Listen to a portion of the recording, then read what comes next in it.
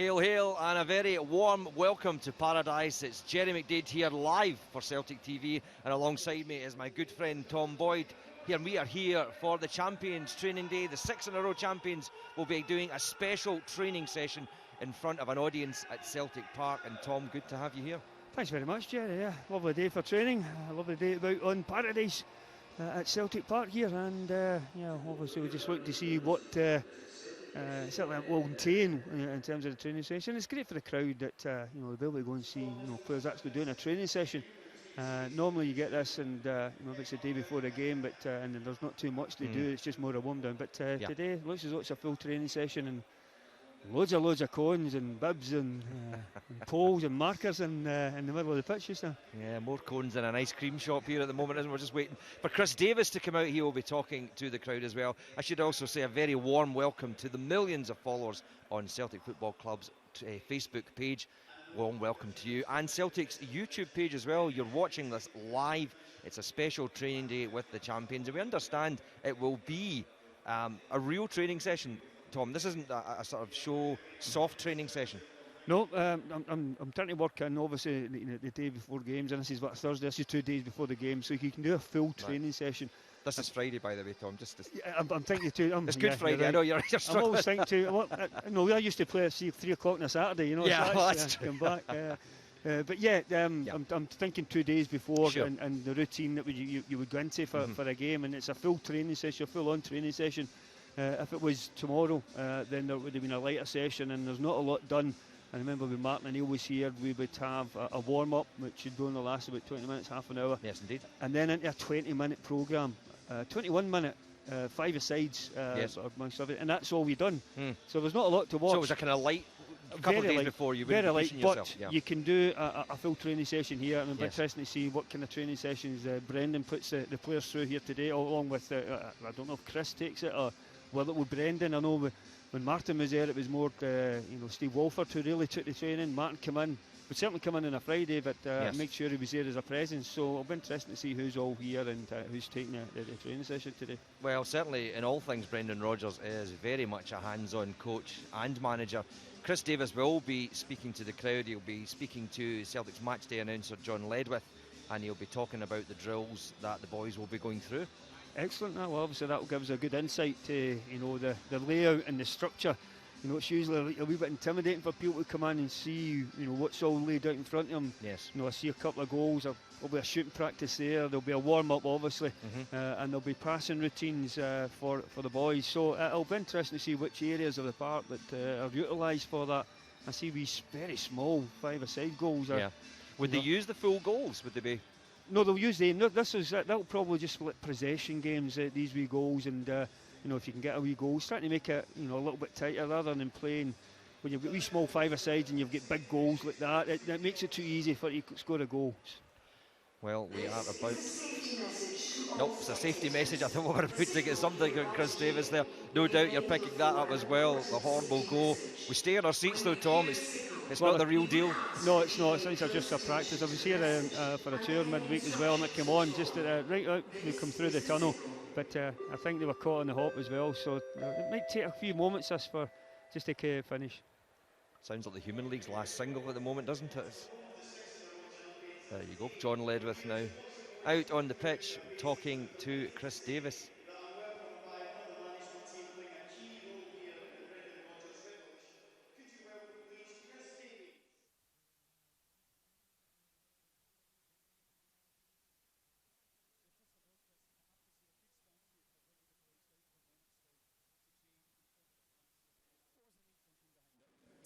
Well, it's something I think the manager spoke about he wanted to do for the fans. It's an opportunity for them to see us working, see the players close up, how they work every day. And it's our chance to say thanks to the fans as well, because they're so important to us. They're amazing every time we come here to play games, so to come and train in front of them as well is a pleasure on our part. So yeah, about giving them that access to come and watch us, and building that connection with the fans. And today, this training session isn't just put on for show. There is a big game coming up on Sunday, and of course a big semi-final next week. So what can you tell us about the intensity levels of today's session? How close to the real thing is this today? Well, we train full intensity every day. That's something we pride ourselves on. We never have a lazy day. Every training session's intense. What you'll see today is the training session is not over the full pitch in terms of like the big pitch. We usually play 10v10 on a smaller space, and that's because we're getting closer to the game. So as we get closer to the game, the space comes down a little bit, but it'll be full intensity. It's exactly how we work at Lennoxtown every day, and it'll be a good view of how we operate. Now, to the uneducated like myself, I look around and I think I've no idea what's going to be happening here. So could you take us a walk through each of the stations and maybe explain to us what the fans will see at each different stage throughout the training session? Okay, yeah. So we'll start with a warm-up. So the warm-up, the conditioning team will take the players around the pitch, and then they'll do some warming up. Do some warming up there, and then we'll come into a technical exercise. So this is based around these 4 mannequins here and these 4 mannequins here, the red and the yellow. So there'll be 2 groups of 10, and they'll be working on technique, speed of the pass, detailing the pass, all them technical things, using both feet, and they'll be working in around these mannequins here. So this is a technical exercise, only for five minutes, just to get them ready. Then we'll come into this middle area, and you can see that there's 2 mini goals at one end, 2 mini goals at the other end, and we'll have a goalkeeper position between each mini goal. And the idea is it's 10v10, so we're going up to the yellow cones, so it's only a narrower space, but we're working over this distance. And the game is a possession game, but the idea is that you get a point for your team if you can score into the mini goals, or you can penetrate over the end line by running without the ball to receive a pass. So for us, that's different ways of creating chances. So sometimes you have to run without the ball, and sometimes you have to make a pass, maybe someone running onto it. And then very much about the positioning as well, in the shape of a 10v10. During those little matches, I take it the players are also as competitive as you would expect them to be on a match day?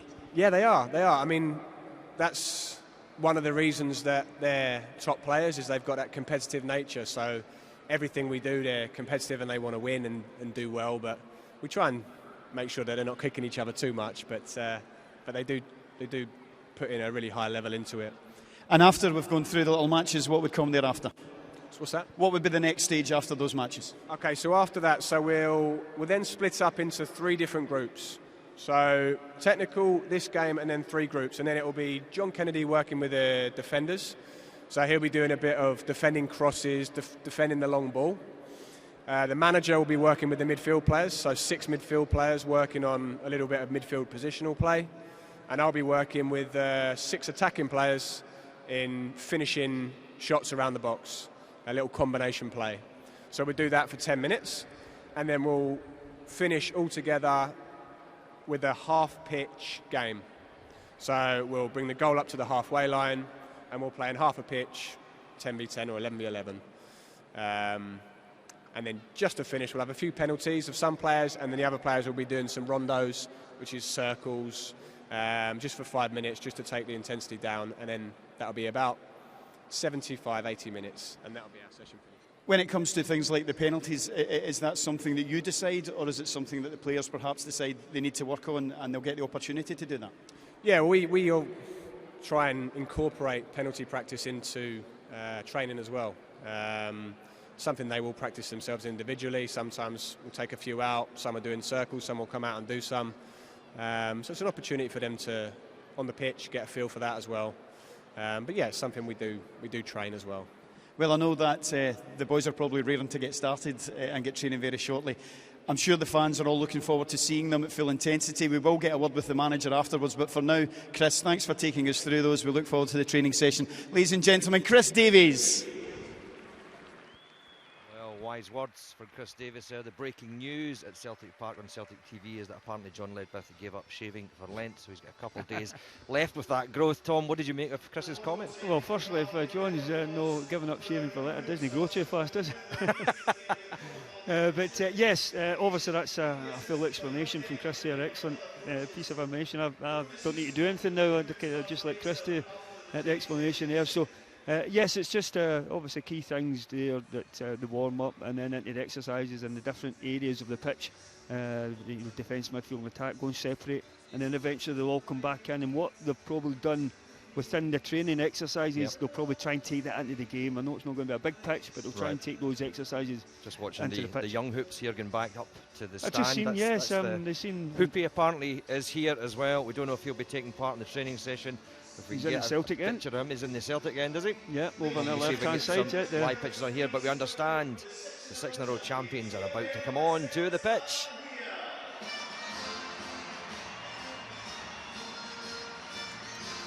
Brendan Rodgers leading out Scott Brown and the Celtic squad. Doesn't seem as though it's got the same intensity as a match day in terms of the training coming out. No, you're running out there and hoping, lining up and getting a big round of applause. But I would agree with you, Tom, but Scott Brown's middle name is intensity, is it not? I'm really looking forward to watching him go through his paces, because I don't believe he does anything at less than 100%. Oh, without any question, I think him and he's got a wee protege, and Kieran Tierney, I think, does the very, very same. And as he just goes out there, I think no matter what kind of weather, it's just shorts and t-shirt, it's a favourable day, but I don't think it make any difference to Scott or Kieran. They'd be out there with the shorts and t-shirt on and doing their warm-up. The players warmly applauding. A couple of quick points. Moussa Dembele, Lee Griffiths coming back from injury. Would they be going through a different training regime today, Tom? That's an interesting question, John. We'll obviously get a gauge on that to see what level of fitness are they. If they're anywhere near not quite 100%, I don't think they would take part in the training. So it looks as though they're certainly going around just now. So I think that's certainly a good sign that both of them are nearing full fitness. Obviously, Moussa being back, coming back just recently. Yep. But you'll certainly get. It's a light jog, isn't it? It's even lighter than that. You generally get this. You'll get the guys up the front who like to go and show the level of intensity, and you'll get the rest from the back. Probably hate doing warm-ups. They would rather just get into a game and play games of football. But obviously, it's the modern way where you've got to do that. And I think I could still jog at that pace. I was going to say, this is your five-a-side pace, is it not? The boys are going here. Crucial question, Tom. Crucial question about this. Shorts or tracky bottoms? What's your thoughts? As I got older, I needed thermals. Could do them today. It is a beautiful day here in Paradise, but it's a tad chilly as we head into the Easter weekend. Yes, it's as you say, for a lot of the boys. Some of the boys will wear them not because it's that cold, but just maybe just a history of maybe slight strains or stuff like that. That generally keeps your legs a little bit warmer. It's an idea that maybe they all should do that, but some don't like that. You look at Scott and how he goes about his training regime just with shorts, and he's fine with that. So he's the Iron Man, isn't he? Just getting into his exercise at the moment, and the warm up, and of course the crowd behind him, everybody getting a chance to get some. We're going to get some photographs of his backside, actually, if they're not too careful.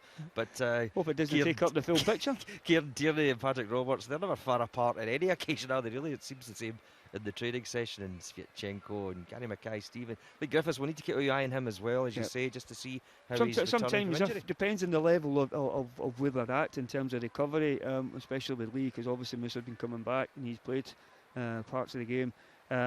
Lee could maybe just join in the warm-up and then go with a physio, but we'll wait and see. If he starts to train with full intensity with the rest of them, then we know he's near full fitness, or just about fitness, and it's over maybe just game time that he maybe needs, because I'm not sure if he's played any games or what level he's at. But at this moment in time, they're all joining in the warm-up, which is it's good to see.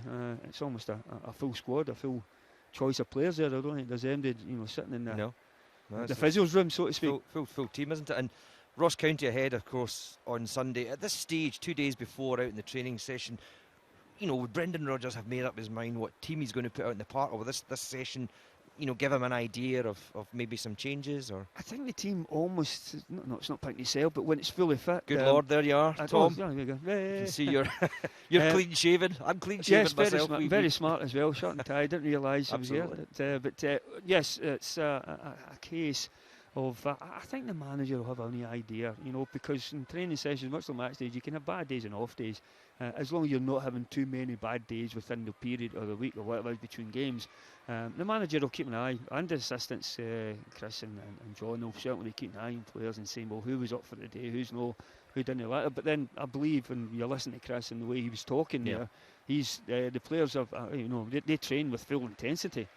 So that's certainly something that gets you going, And the manager responding to the crowd, as he always does, with the hands in the air and the warm applause. Try to get a figure, I think it's about maybe 15,000 here at Celtic Park coming through the gates to watch. And the bibs have been dished out as well. You can see one of I think it's John Kennedy going round, is it? handing there out. are a lot of things now. They're more professional. They're done beforehand. But this may just as a part of the warm-up. That's just a random thing. We'll try and get. I don't think there's any. Or is there? It probably has been picked and selected before. Well, it looks of it. John's He's got the sheet, Yep, he's got the sheet, hasn't he? So he's. So I take it these teams. That's help with the teams for throughout the day. For the end of it, then right through to the end of the game, and then it's obviously the manager will take away the manager, John, for the defenders. The manager, I think, was the midfield, and Chris the strikers. So they'll be taken away separately and doing their own little bit. But at the moment, it's just nice, easy wee warm up. Still, He does look very relaxed, the manager, doesn't he? He does, doesn't he? He certainly taking looks it as though he could join in with the rest of the players and take part in that. Yep, he's a fit fella, Brendan Rodgers, isn't he? Yeah, he certainly looks as though he could, just join in at any stage. I think this is just doing here. I know when we used to train, maybe get a little bit more running before you wouldn't train at Celtic Park ever, would you? Well, we had a couple of moments. We did actually on a couple of occasions during the winter when the conditions at Barrowfield were too extreme before they had Lennoxtown under soil heating and the indoor area up there. If there was nothing else available and the manager would want it, yes, we've trained on here a couple of times. Through when it was sort of severe winters many years ago. At this moment in time, I think this was possibly for opportunities for the fans to get little photographs and stuff to be a little bit closer, because it's it was a very slow jog. There's no intensity in the to get a little bit of sweat up, but obviously they know. I don't know if they maybe do something inside just to keep them. I was going to the say, body because temperature up to scratch. The warm-up's huge, isn't it? You have to warm up properly before a training session. Otherwise, something will go wrong when you're out running about. Well, as I know in my course, but I now know I'm 51 now, which. Well, you didn't look it on the screen, Tom. I struggle a little bit. Don't mind me saying so. But yes, that is a vital part of the game. That's something that's come in through the years. I remember talking to the Lions and all these boys and how they would just turn up, get their boots on and then go out and play almost without any kind of warm-up. That's changed now, and it is a far more professional circuit. And obviously taking now, a selfie there by the look of it, Tom. I think so, isn't it? But maybe one of your favourite players up in the middle of the park there that she'll be wanting to take maybe as close as you'll probably get to seeing them throughout today. The players going behind the goal area as well, warm applause coming behind as well, and we're into the jogging now. Well, this is just a little increase now. This is you just increasing the intensity. Obviously, it's a little bit faster. The first one's just a little momentum to just try and get things going, a little couple of stretches. So you see all the different range of exercises. That'll be the different parts of the body. They'll try and just to get the blood flowing, trying to stretch things, as you say. That it's so important in the warm up that you don't go into any kind of game that you're overexerting yourself where you've not stretched it properly first, and as you say, that's when there's a tendency that it may go. These are choreographed. These aren't the guys just saying, right, I'll do some squats or what. This is choreographed. Generally, whoever's taking the warm up at the start will be the guy that will coordinate it, and as Scott, who is usually at the point, at the front of the queue. And whenever he takes the first one to go, they'll tell them what to do. And every time you can run, they tell them to do a different exercise. So you'll see that as they come in. So not just the captain in the dressing room, not just the captain on match days, the captain in the training sessions. Is that typical? Well, yeah, it's quite a lot. You get some players that captains or something like that maybe want to stay at the back. But it's an example, isn't it? I used to like being up the front as well. I always like being up front, no matter what it was in the training.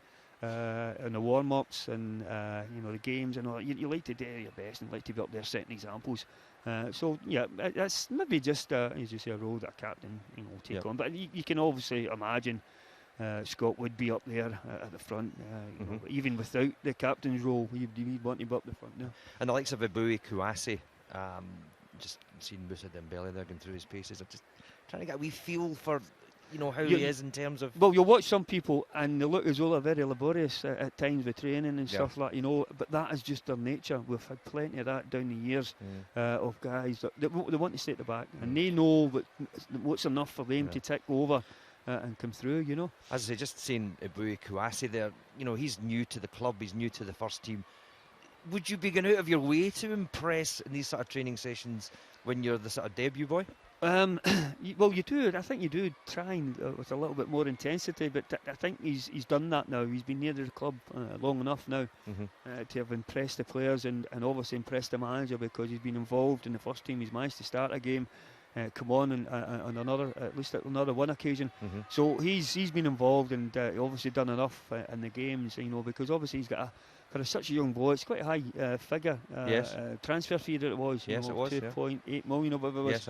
Yes, So that's a hefty fee that you've got to impress the rest of your teammates, because that's what you've got to do, as well as the manager who's bought you. And he may show favouritism, not favouritism, but obviously because he's liked what he's seen. Yeah. You haven't seen them at all in anything. So this is where you get your first impressions of your fellow teammates, as it is. And obviously for what he's done, you would want him to go out and, as you say, impress, and the intensity, which he certainly looks, when he takes the field of play, and certainly looks as though he's got a great intensity within him, and certainly looks as though he's got loads of energy to get about the park. Yeah, manager mightily involved, as you would expect, and we're on to some ball work now. What's just basic passing, Tom? Yes, it is. This is we'll start, I think, right foot passing for here. This is, I think, going way back from Tommy Burns' era, and it's almost like we call the Dutch square. We will start with your right foot.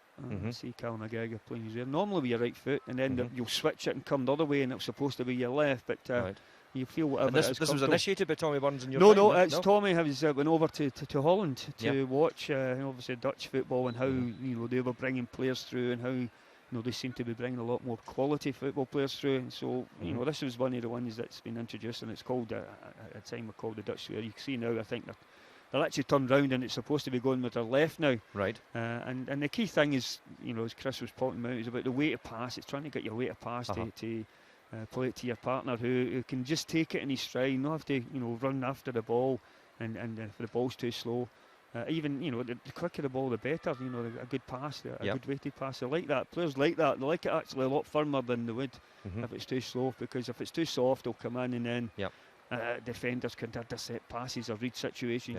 So it's all about control here, isn't it? Yep. We are live on Celtic TV, on Facebook as well, Celtic's Facebook page and the YouTube page as well. We're bringing you Champions Training Day. The 6 in a row champs are out on the park and they're going through the training session. It's just getting into the ball work now.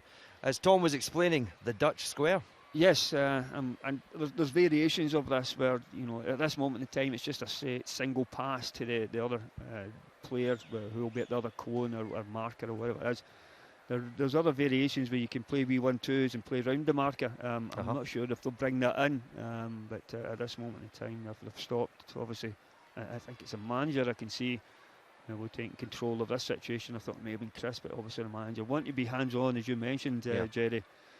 Certainly been hands-on. So obviously this will probably slightly change it, whether he wants the intensity up or whether he wants a different. Do you understand the signals? I always kind of.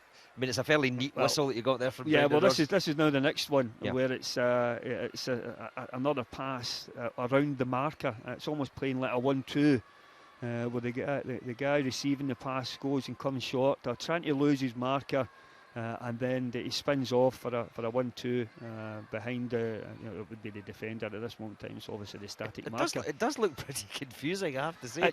Once you get there are players that take a lot longer to understand these things, and probably still to this day, they've probably done it every day of their life, and they'll still forget where they've got to go.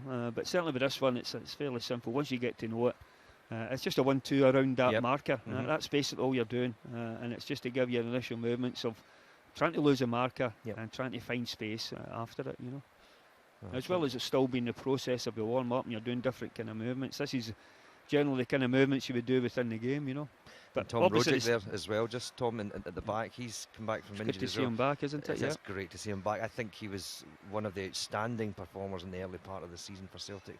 There he is, just getting away a right foot pass. He looks certainly as if he's in good health. We hate to tempt fate on that, but he really looks as if he's in good shape just for this final run in towards the end of the season. Yes, and it's a great boost for us, isn't it? That somebody of the quality of Tom, who was outstanding before he got his injury, and may even still be one of those involved in the sort of Player of the Year candidates, and he certainly has played so many good games for us and got so many important goals. So it's great to see him being involved with the training session at this moment in time. And Brendan Rodgers a man for the whistle there. Indeed, he could get on one man and his dog, doesn't he? Just seems to. I remember when Tommy used to do this, Yep. it had to be done at high intensity. It had to be done very, Even very... 2 days before the game? Yeah, even 2 days before the game. And he would get a little bit upset. And that wasn't just with his red hair, you know. I think that was... he'd get a little bit upset if some of the passes went astray. I've seen a couple of passes going astray. At this moment in time, Yes. Brendan's not too... more bothered at that just now, but obviously he's just wanting to keep the intensity up, and that's why he's involved as us. Stevie Woods taking the goalkeepers through their paces as well. Well, that's something I'll not be able to tell you anything about, Jerry, because that's just the goalkeepers, and they've got a wee club of their own. It's the goalkeepers club, and they go and do their own warm up. They do their own, because obviously goalkeeping's a different skill. It's a different art for. In the part of the game, the outfield players, and obviously they'll need to warm up in a different kind of manner. So yes, they will be used and they will be called upon as they're now, I think, transferring into the area where the tennis sides now start to play. And obviously Craig Gordon, of course, what a season he's had. Yes, absolutely fantastic. Was left out for us well when Doris de Vries came in, but then he regained his form and just producing save after save after but save. Playing like a sweeper, Tom. We talked about this during the matches. He can almost play like the sweeper keeper role. That's that one where because I wasn't used to that, me went ball, when it went to the keeper, you just launched it, and your heart's in your mouth sometimes when the keeper gets the ball, because it's what we were used to and what we had, but. If there's somebody, he looks very, very confident on the ball, very talented on that, and doesn't look to be phased in any way, in any manner. No. And I'm sure the players in front of him will have 100% confidence in his ability to clear his lines or play the passes. There's the main man of the day, Hoopy, of course, going out to the crowd. I don't think we'll see him. Oh, there he is, getting out a few stretches as well. That looked almost like the Usain Bolt, wasn't it? And I don't think Hoopy will be as fast as him. I've seen him speeding down the line, but certainly wouldn't be as quick as that. I wouldn't shout Bolt at any kind of dog, to be honest, Tom, but if that's what you want to do, but he's certainly milking it with the crowd as well. He absolutely loves this sort of situation. With the amount of kids we've got here today, he'll be the most popular personality, shall I say. That's the question. So now we've split up, and it looks, it's not a game, is it? It's just looking for a bib. Is that what we're doing? In all intents and purposes, it is a game. Right. The only slight difference is it's not the one big goal. It's the 2 wee goals you can either score in or drive. I think Chris was saying that you've got to drive maybe behind the goalkeeper to get in beyond the goalkeeper to score a goal. Another variations of this, you can keep possession. If you keep 8 passes, you get a goal.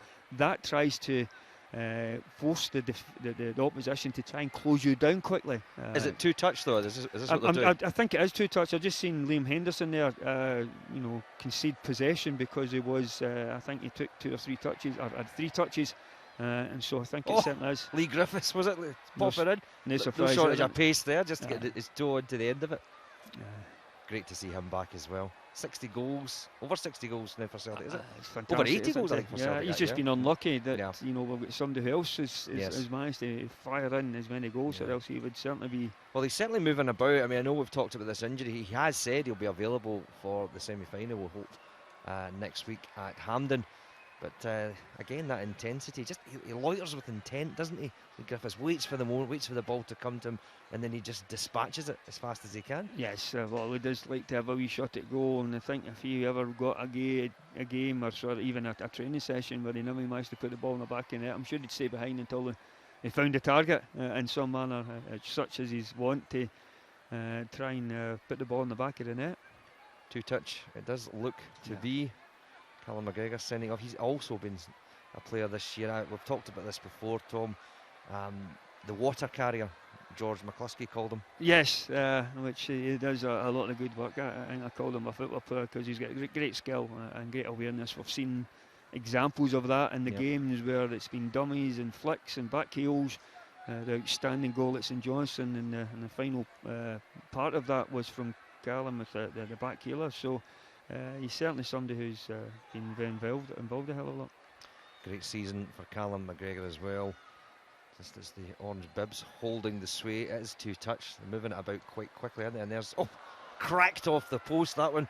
Well, I think there's two ways of scoring a goal. You either put them in these wee net, as Lee Griffiths has done on a couple of occasions, Yep. or Emilio, of course, isn't famous for scoring No, goals, is no. he really? So even in training sessions. there's another one hit from Sindembele hit the post. Or I think you can drive it behind the line. So if you drive over, Yep. you know why that counts. I'm not quite sure, but that's obviously there's a purpose behind it, and you can keep the intensity. So at this moment in time, I think the Whites have beaten the Oranges. Oh, there we go. And Oh, just past the post as well. that was one of my You're- shots. Well, I was going to say, you actually feel you want to commentate, but it's the intensity of a game. Yeah. But it's one back. Paddy Roberts on the ball pass. Well, he's as fast as that, as it's moved about. Scott Sinclair there But playing on the Obviously, pass as well. what you look at There's the Lee amount again. you look at the Left amount of footer. players within this area. There's so many bodies, and it's what we encounter quite often in match days. You know, with defences generally here at Celtic Park, and it's just to try and get speed of thought, speed of mind for players to try and react very, very quickly to get the ball down and away, as the manager's probably pointing out. He is actually. He's just taking into account what's going on. We saw Hoopy loitering in the back. There's a guy that enjoys a selfie trying to get on the television. Now it's going to be a bit more intense for Brendan, isn't it? Yes, obviously it's just a couple of wee instructional points that the managers wanted to get across. I don't think it's about intensity. The intensity has been good, so it's more to do with positional, where there is a slight structure. You can tell that with the players Lee up front, the midfielders and then the defenders. So there is a structure to it, as maybe the manager pointing out there. I think the Oranges have lost quite a few goals now, so and you don't want one team to be really dominant in this, because it looks as though it's a mixture of first team players and fringe players, whereas if it was just an all first team players, you maybe expected to be one-sided because of the quality of the first team. In your day, would this sort of situation be reserves against first team? Was that how it worked? No, to well, divide the players up? Various managers had different methods. The one who usually used quite a lot, getting what he considered to be his first team together was Wim Janssen. He would use that a lot because he wanted the players who he thought would be playing regular to be playing each other regular, even in training. But it did, in instances it could create a little division with the guys who are not involved in the team feeling left out a little bit, So, so it's trying to get the balance. Whereas this, then everybody's working to the same degree within the structure of the teams and how they're playing, The theme of this Celtic squad, of course, particularly under Brendan Rodgers, has been that togetherness, that bond, that feeling that you're all in it together, we're all part of the whole, and the success, therefore, is the success of the whole squad and the whole team. Yeah, everybody to be involved, and I think you can see that the way the manager gets his team training. It's certainly to look, it's MD can be called as he has used. The pace is up now, isn't it? Yes, the pace is up now. He certainly had an impact in terms of what the manager says and stuff. Scott Sinclair trying one from distance, and of course scoring, because that's just what he does on a regular basis for the Celts. 20 plus goals for the season. An outstanding performer in his debut season. Nice turning back heel there. There's a chance for a goal for the Orange Bibs. Well, as you don't want one team going away and running, because it feels as though one team's maybe not working as hard as the other, but it may be just the quality. Certainly from the Whites at this moment in time seem to be superior in the attacking sense, And the routine seems to be, if a goal is scored at one goal, the ball is fed in from the sort of diagonally opposite goal to start the play again. Yeah, it's just to keep the players switched on and changing position, changing direction. Because balls, like, if he switches a play, so something can happen. You've got to react very, very quickly. So it's to keep players on their toes, so that they don't just used to, if one of his team is dominant, then it's just starting possession after defence after attack. So it's certainly a great intensity in the game. Manager Brendan Rodgers, there he goes again, calling his sheepdog. This is something he has obviously worked on. Yeah. See Hooper retiring up the tunnel, he's had enough. He's certainly been well watered, and he's entertaining today. Obviously now we're on to the players. So what would you suspect is happening now with Brendan Rodgers? He's calling all the players together again. Well, he's changed it. It's just half time. I think he's had a wee quick word to keep it up. Maybe had a wee word Right. with Oranges to try and get a little bit closer, a little bit tighter. Yep. Have we time for a pie and a coffee, do you think? It's No, that kind not of a half time drink. No, No. we normally do that, but that's obviously we'll not have time for that because it'll be quick. A quick changeover, a quick turnaround. Yep. Would you actually have a break during training? Yes, you do. You know, because you'll get a natural break through the games. You know, periods where there's a free kick or a foul, somebody's injured. So you generally do that because it's impossible to train constantly for 90 minutes. You can't do that. So there will be periods, and of course, there'll be instructional periods from the manager to be able to tell the players, where he thinks they're doing right, or what he thinks is doing right, or whether he thinks they're doing wrong. Whether the passing's not crisp enough or sharp enough, or whether the movement's not good enough. Well, he'll see this within the course of the game. Is the two-touch finished now? So the Musa getting a goal. Musa, chased it down, finished it left foot. At 40 and he seems to be just getting into the full training session as well. Yeah. Well, that's for me. They're taking part and just looking certainly Musa and Lee. And he would be a first pick on Sunday, wouldn't he? Oh, just if he's fit, he's in. He's back. He's fit. Yeah, he will be the starting striker.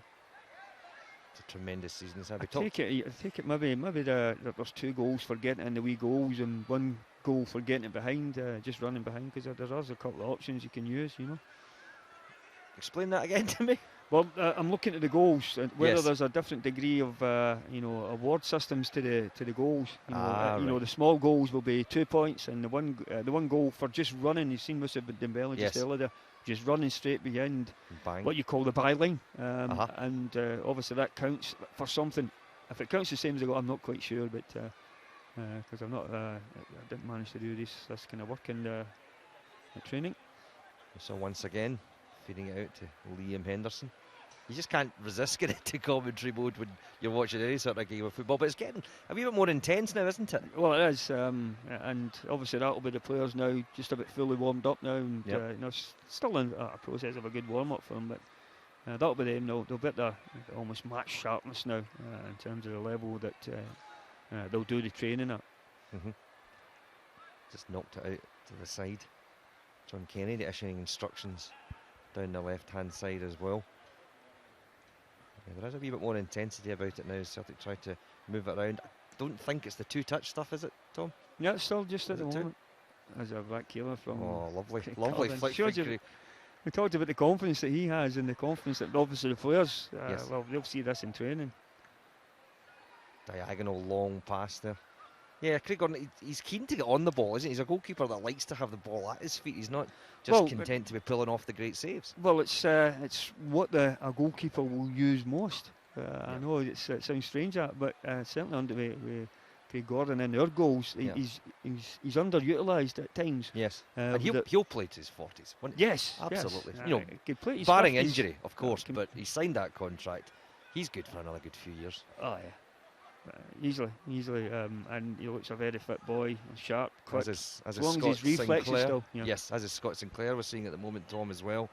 Just, I noticed how quickly he took a throw in there. It was almost like a match day itself. Yeah. So there's no sort of leisurely here. He wants to get on the ball. He wants to get involved in the training session. And he wants to pop a few shots at goal as well, I'd imagine. Well, that's what the manager was saying, or Chris was saying earlier, that the intensity levels are so high within the team, and you can see the examples of it here, Yeah. And of course, Scott Brown, we've mentioned it already. Intensity is his middle name. Gives his all in training as he does it out on the pitch as well. Yeah. Hungry for the ball as always. And if Stuart Armstrong, what a season he's had as well.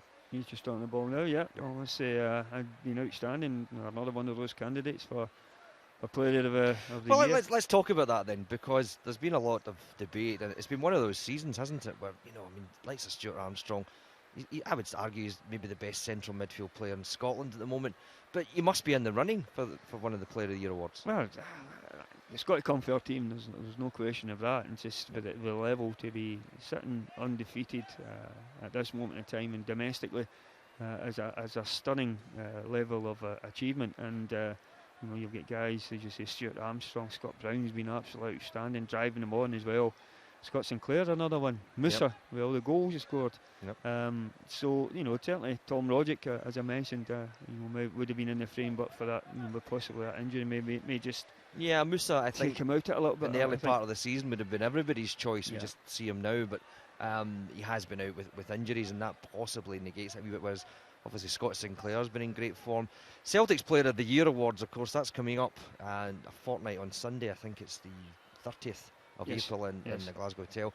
Remember, folks, if you want to get voting for that, to vote for your Player of the Year, just go to the Celtic website and register your vote. If you don't vote, it doesn't count. You can't tell us who your Player of the Year is, and that's the important thing, isn't it? That people always go on about the players play and how important that is, but the choice of the Celtic support for who they've seen this year. Patrick Roberts, for example, maybe cameo roles he's been playing in this season, Tom, but there's so much undoubted ability in that player. Oh, there's just a whole host of players that are in that position, maybe not playing, but being so important. Callum McGregor, just find one in there. He's certainly somebody who's done it, but Patrick Roberts has been, a game changer at times. He is a game changer. That's a perfect way to describe him. He comes on to a game and he can just change the way we've seen the pattern of the game. The kind of weight of passing that he's got at, certainly seen at Ibrox and amongst other games, and obviously adding in with goals as well, the Tynecastle one. So there's certainly been a lot. James has been. Well, he's his rival, isn't he, Patrick Roberts? Well, but James, I would, in terms of given what Brendan's been given, I think James is ahead of Patrick because of his level of performances. Yes. I think slightly more disciplined as a defender in that kind of role. So, and that's probably shades it. But more importantly, I think he's certainly given a lot up front to get a heady goal. His first ever heady goal at the weekend. And Eric Sviatchenko again getting into the side. Celtic have been changing.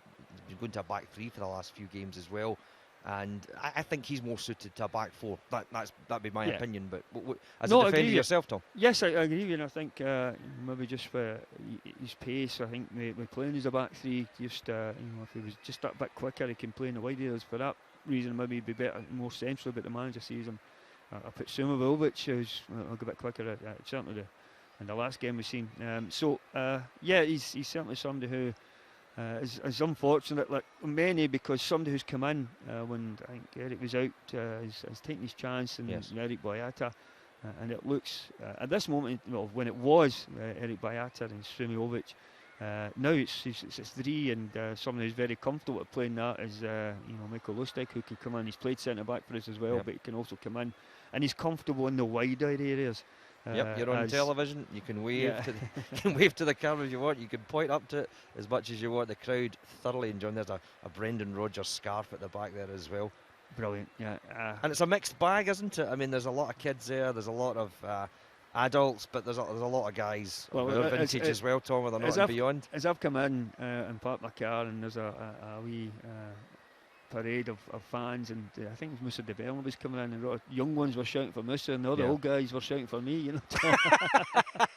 Have you still got a fan base here, Tom? I think it's for the grannies and granddads and great grannies, and for you're a granny's pin up, Tom Boyd. We love that. So the manager here now, he's working on a more select group. Is that important? I mean, I'm trying to see the makeup of this group. It's all midfielders, isn't it? This is getting into the technical side of this, and more in-depth analysis for the individuals. The manager obviously working with the midfielders, which is a key part to the game. You generally dominate midfield. You generally go and win the game, and we've certainly been dominating midfield and just about every domestic game this season. It's what's got us our success, and that's where you can spring the attacking play from, because they're generally on the ball more often than anyone else. I know our defenders get on it quite a bit just because of the level of possession we get, but they're the key guys. They're the creators, all those ones in the middle for the strikers up front. Right. So now, the way we're seeing it here, they're setting up to play across the centre of the pitch, and they've moved. What do we call these things? The dummies. The dummies, tomboys if you want, but. I think what's happening here is just you're almost getting a game situation. I think you've got Chris They use these dummies, obviously they're static dummies, but it's just to get you involved in the movement. And Chris is working with the forward line. Yes, he's with the forward line. I can see the manager doing the midfielders. But what we're going to do, there'll be a series of balls laid into them, and they're trying to work on trying to get some space away from the defenders. Right. Because obviously when you get space, that will give you room and time to have a shot at goal. If you're as close as that, you generally, unless you've got an outstanding ability, it'll be very rarely that you'll be able to. Shooting practice, isn't it? Yes. But it's not just we used to get it and just knock the ball as far as you can and then hit it. But what they've got to do is try and get away from a marker and doing that. Midfielders just you take one touch, you pass the ball. Simple as that. Well, it is. It's probably a gauge of where you're looking at Scott Brown being the sitting midfielder here. And it was Stuart Armstrong and Liam Henderson that were attacking midfielders, and they're just working on the position where they should be. And the defence now, we're looking at cross balls coming in. The interesting thing here is the defence is working as a back four. It's recently been back through. Does that give us an indication of Sunday then? It may be. I'm not sure, but I think I don't think this will be the starting line-up. But it's just something you can see. They're working out as a unit. They've all got to try and come out if they want to play offside. And the ball's going into it, they go and attack it. There's balls coming from different angles, so you can find your positional sense. And at this moment in time, they don't put too many players. I think Eric Sviatchenko's in there as the attacking player, right? But it's just token effort of maybe being a position and a player, to cause a little bit of problem. You just have a little bit of distraction to take your mind off the super save there from young Connor Hazard. He was on the bench, of course. Last weekend, and he's one for the future, I think. Yes, he certainly is. I would like to see a lot more of him. I've unfortunately not seen too much of him, but obviously the manager's got high hopes of him if he's.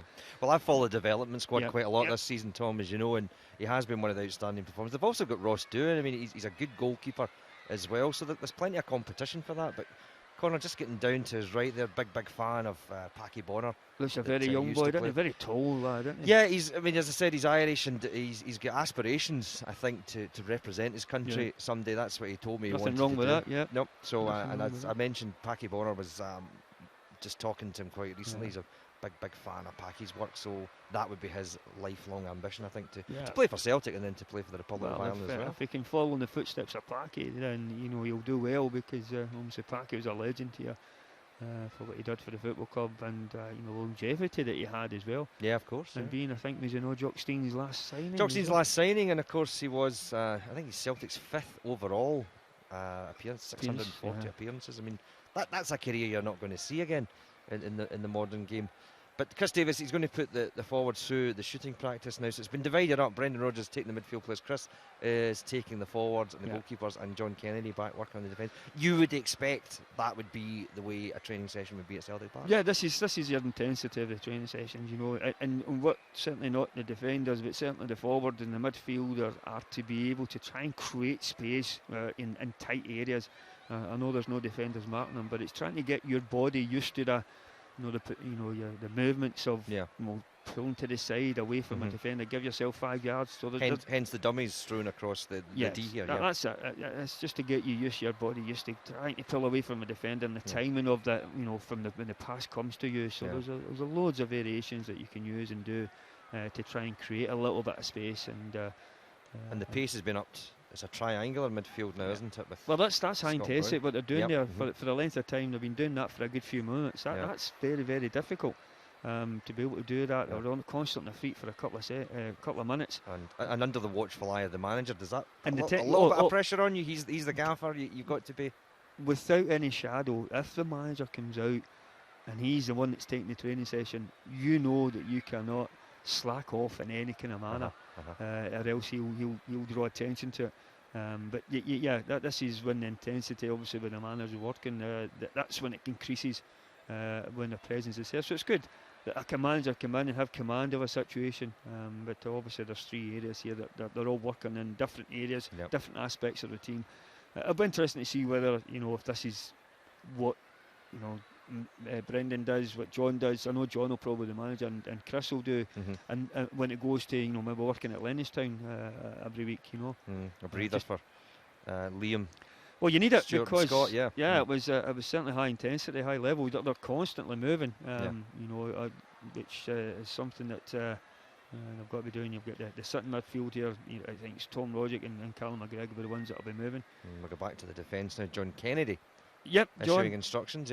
Yeah, just trying to make sure the gaps between the players are spot on. There's no spaces that. Is that the relevance then of the poles strewn across the back line as well? Is that to? That's the kind of gauge, and depending. We've seen the ball. I think it was Stevie Woods who's in the wider area there. One of the poles has gone down. I was about to shout for a penalty, and then I realised we don't really get a lot of them at Celtic Park, so maybe we wouldn't have got it. No chance. What they're doing is just different areas. Obviously, if you go the ball's out, you're cleared out, then you need to readjust. Eventually, maybe. Because there's so many players working in different areas, they don't have enough players to put in to work against them just now. But that will happen in the course of a season. They'll get more players in there to work on situations with, who's going to attack the ball, as you've seen it there. It's Kieran doing it. Colo Touré, sorry to change on that, but Colo Touré, interviewed him last week. He's thoroughly enjoyed his time here. I get the impression now that Colo, when you look at him here, he's issuing instructions. He's a coach in the making, isn't he? Well, he certainly is, and I think that's probably what Brendan's got high hopes for him to be, and there's certainly been talk of that in recent games. He certainly is a good cheerleader, as we've seen for the dance for them when we win the 6 in a row. Well, absolutely, in the dressing room. That was fantastic. But more importantly for here, as you say, had influence on there, and somebody like that maybe has a bubbly personality, can have a great influence in the team. A go between the manager and the players, and obviously he's. Which is quite possible what John Kennedy does at this moment in time, but certainly a role that Colo Touré could certainly fill, because he's somebody who looks as though he's been in amongst the players, but also has a respect of the manager to maybe go that next level into the management. And of course, he's one of like Scott Sinclair. He's been with the manager before. Brendan Rodgers knows 100% what he's getting when he brings a player like that to the club. Yeah, it's certainly where managers go out. They certainly have go-to players, and if they can afford them to bring them into their football club. Then they certainly they'll know how they've worked. They won't get a player here who's worked with the manager before that would be like Scott Sinclair. Yeah, would slack off at times and all that. The manager will not have that. Any player that he's brought in will be of the highest professional standards. And I'm going to ask you this, Tom, because when a guy like Scott Sinclair arrives at Celtic, not only is he come to do the job, but presumably he's the guy. If you're playing, if you're Scott Brown and you don't know that much about Brendan Rodgers, and you've got a guy like Scott Sinclair saying, well, listen, this is how he does it, this is what he expects, this is what he looks for. Is that another reason for a manager bringing in that kind of player? Well, I think, first and foremost, he brought certainly Colo Touré in as experience, because he thought maybe that was something that needed. But then, subsequently, the form of certainly Eric, and then subsequently it was, Dedrick Boyata, and he was assuming of it, they became better. And obviously Colo's been unfortunate and missed out quite a number of times this season, but that's not Colo's fault. It's more to do with the performance of the other players and what the manager wants. He wants that competition in the back lot. Once everywhere you're talking about the young boys coming through, trying to challenge Craig Gordon in the goals as well. So they want competition for everybody, and we've certainly got that. And that's how it increases your standards. If you've got players, a couple of players at least for every position, then the manager will get that. He'll know that if you have a bad game, then you've always got something here you can change it. Well, I'll have a wee go, see how he goes. And so at this moment in time, certainly Colo's missed it, but he certainly has a huge influence. Guys like that with experience, they'll go around coaching the young boys, young Kieran, or even the slightly older ones. But certainly somebody like that can have a massive impact. Classic Lee Griffiths finish there, left-footed. Scott Sinclair, fine save as well. There's not an intensity about the shooting, is there really? Well, obviously there will be, not this stage of the season. You maybe do it early in the season where you're trying to get fitness. What you're trying to worry about here is more about accuracy, and trying hitting the target, which was close there from Musa. But that's the key thing. He's trying to work on accuracy and trying to hit the target. We know Lee Griffiths is absolutely fantastic at that. He certainly can hit the target more than most. We've seen that through times, and Musa's not too bad as well. The amount of goals he scored this season. So the manager's hands-on enough to take the training equipment down. There's no sort of feeling here of one-upmanship. I'm the manager. I don't lift away the gear. he's involved as any of the coaching staff. Yeah, that's absolutely fabulous to see. I take it that's and rare in your experience. Rare, no, it can happen. I certainly know. I mean, obviously, I'm thinking between Martin and Tommy. Sure. Tommy was great with that. He certainly moved about. Yeah. I think one would more get. Murdo would do the one, but probably setting out all the cones. But they would, on occasions, they would certainly help out. And certainly Martin the same. Would take players maybe to the side and give them a wee extra session. So this is now, I think, going into the bigger picture with the game. And I'm thinking as well, Tom, did we not talk about this once before, that you've played under more Celtic managers than any other Celtic player? Yes. How do you rate this guy then? It's not well, listen, he's certainly be up there if not better at this moment in time. For one season, it's been absolutely outstanding. If he goes on and does that for the longevity, and certainly it's certainly in the question.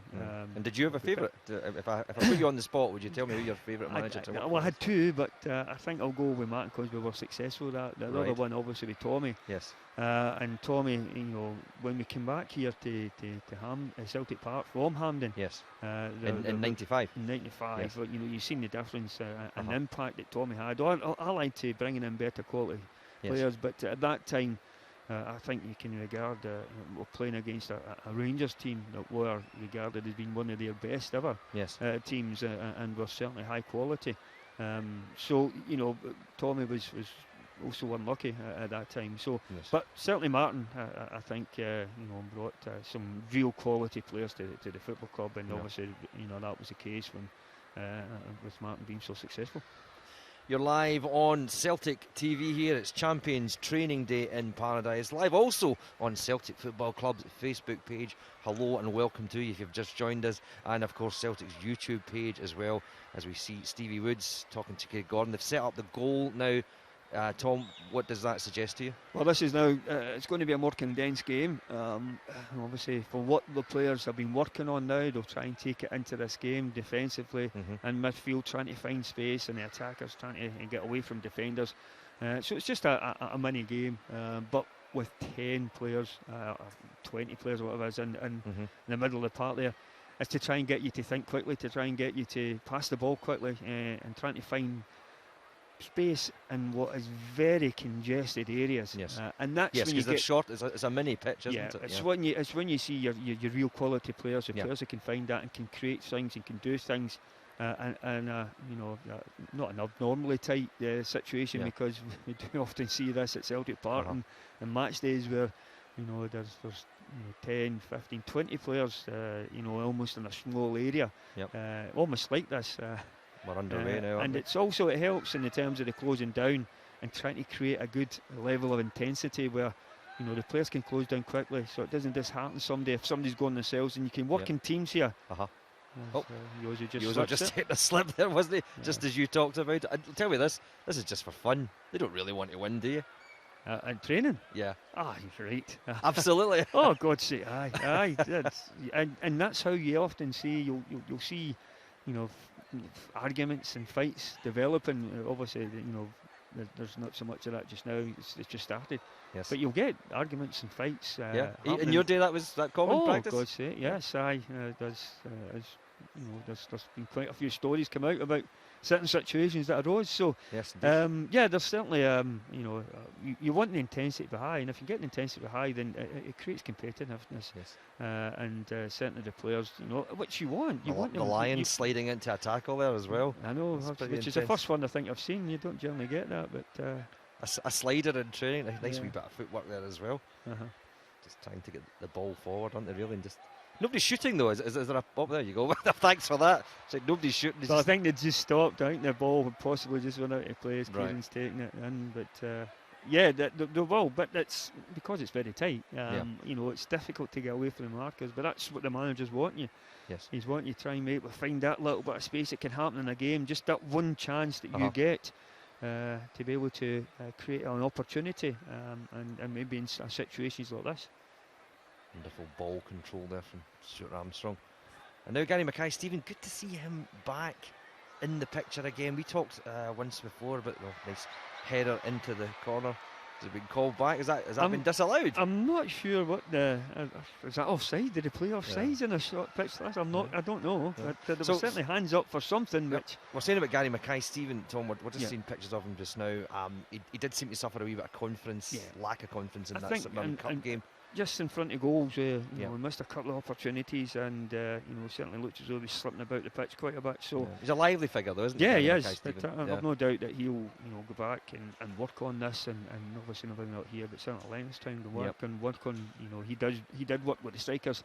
Yes. So obviously the manager, you know, there's more the central midfielders. I think the manager were working rather than the wider guys. The wider guys are more the creative, attack-minded players, and so you know, Gary Mackay-Stevens would have been away working and hopefully trying to find that little bit of composure to help him get those goals. That you know, if that situation arises again, that he's, you know, clean through one-on-one in games.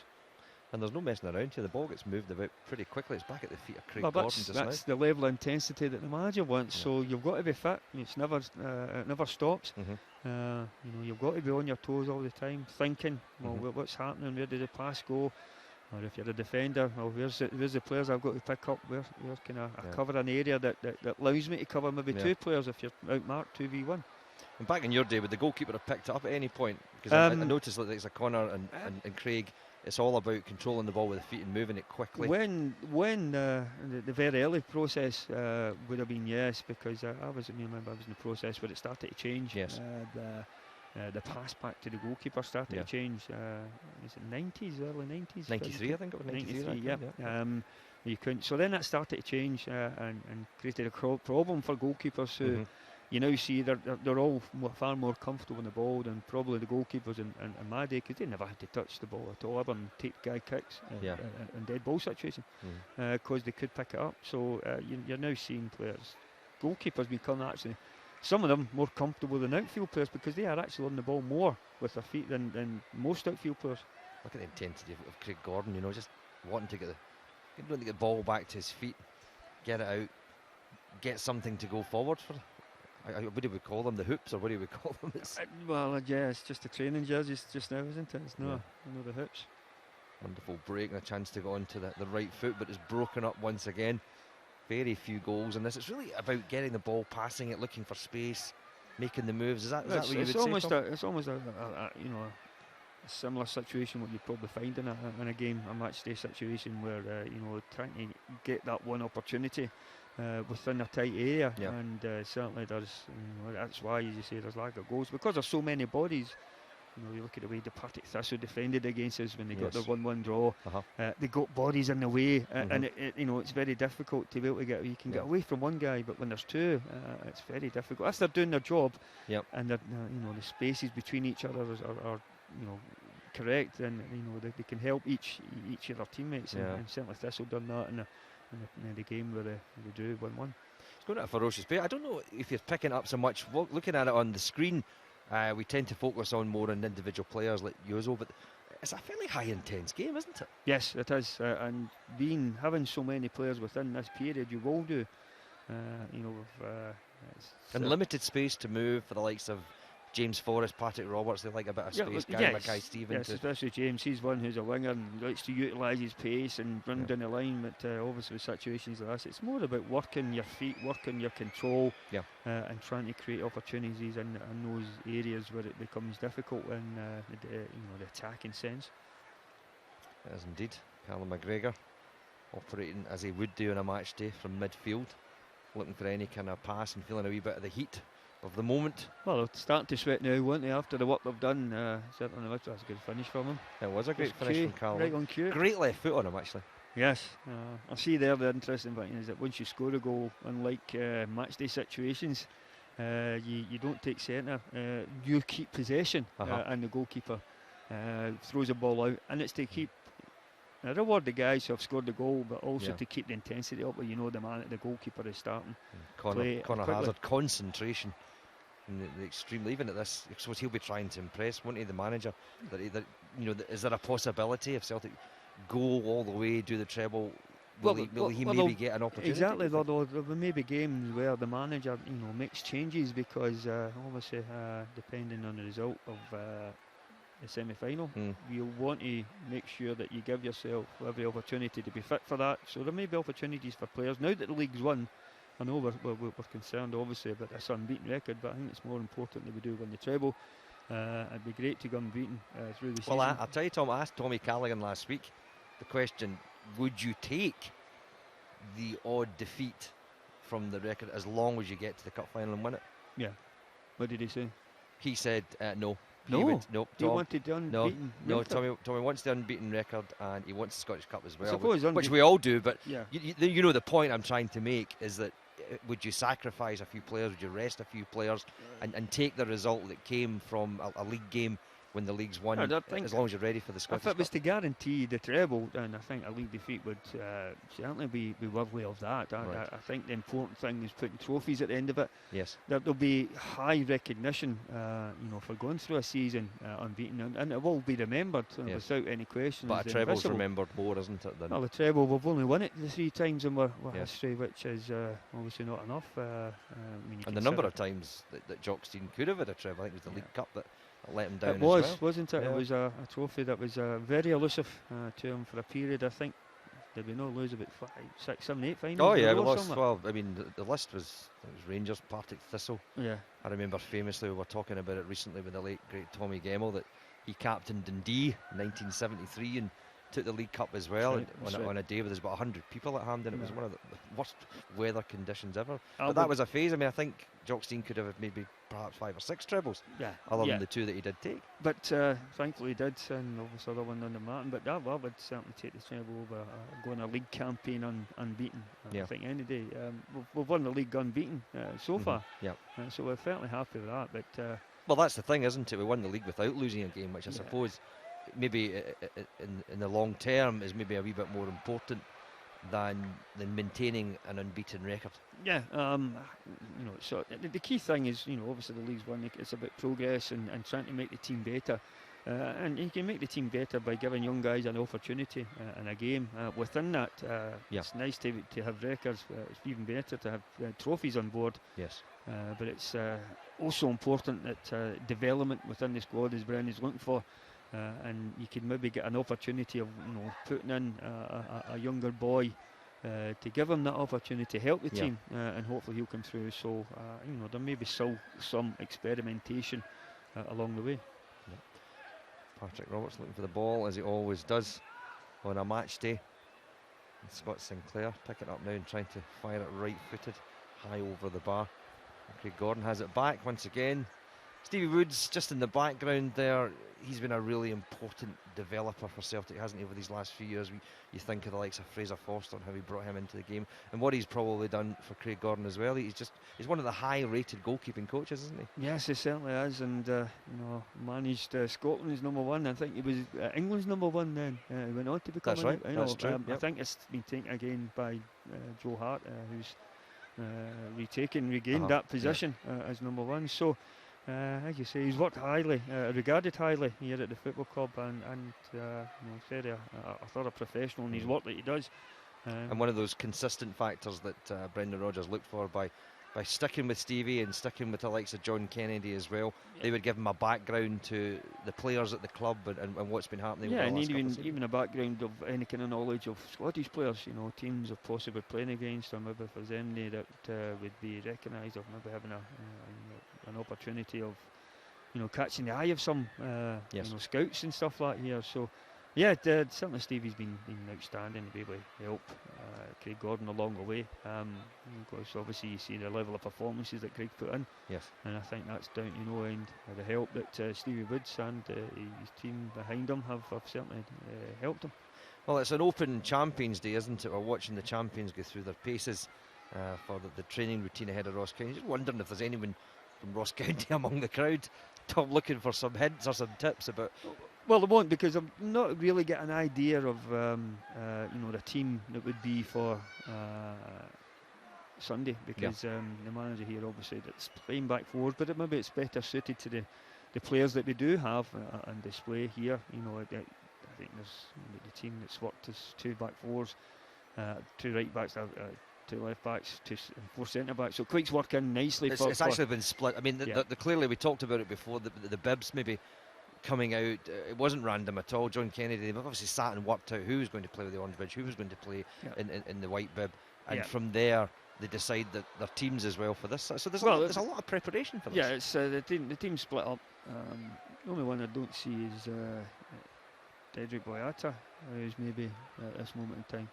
Perhaps. The only one who may was involved, whether he's just maybe he's got a wee knock or something like that. He may not be involved. Maybe he's being rested. Yep, it can happen. As you said, and being rested from a game means you're rested from training as well. Maybe it's get away for a few days.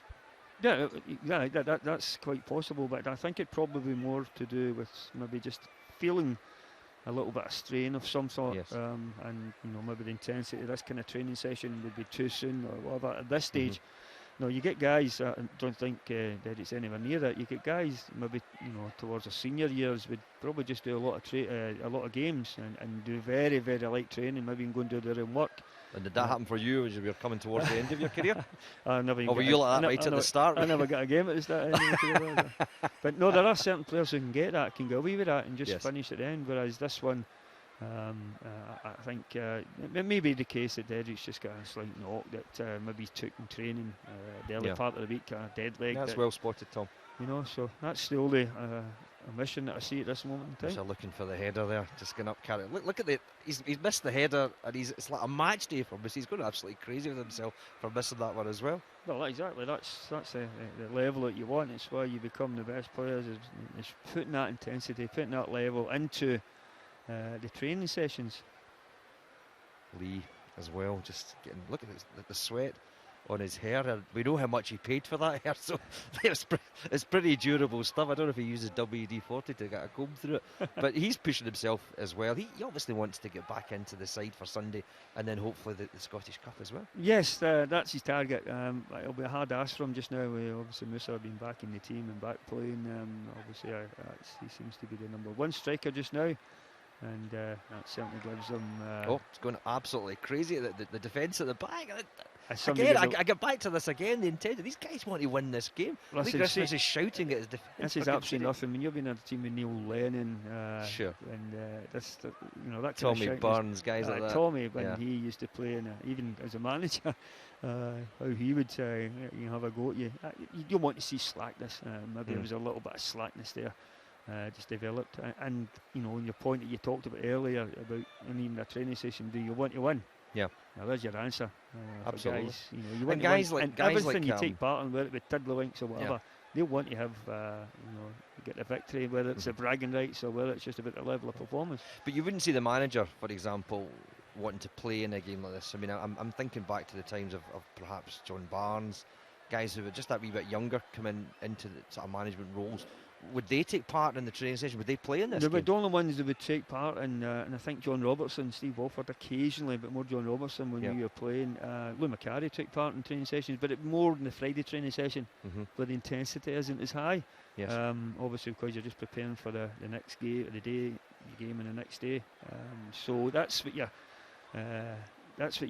trying to gauge against, and. I'm just watching some of the slack play again there. Lee Griffiths he's going absolutely crazy, isn't he? I know. Is that for effect? Come on, no, for effect? No, that's just your personality. That's your nature. Where you some people can express it differently. My example is that you look at tennis players and how Andy Murray reacts to losing a point, and how somebody like Roger Federer. Yeah. Two guys, number ones in the world, and but they just react. It happens the same within the field of play.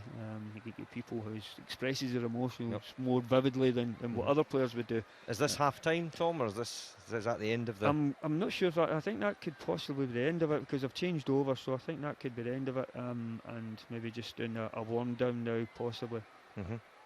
Well, I mean, they've been out now for close to an hour, actually. That would be typical, would it?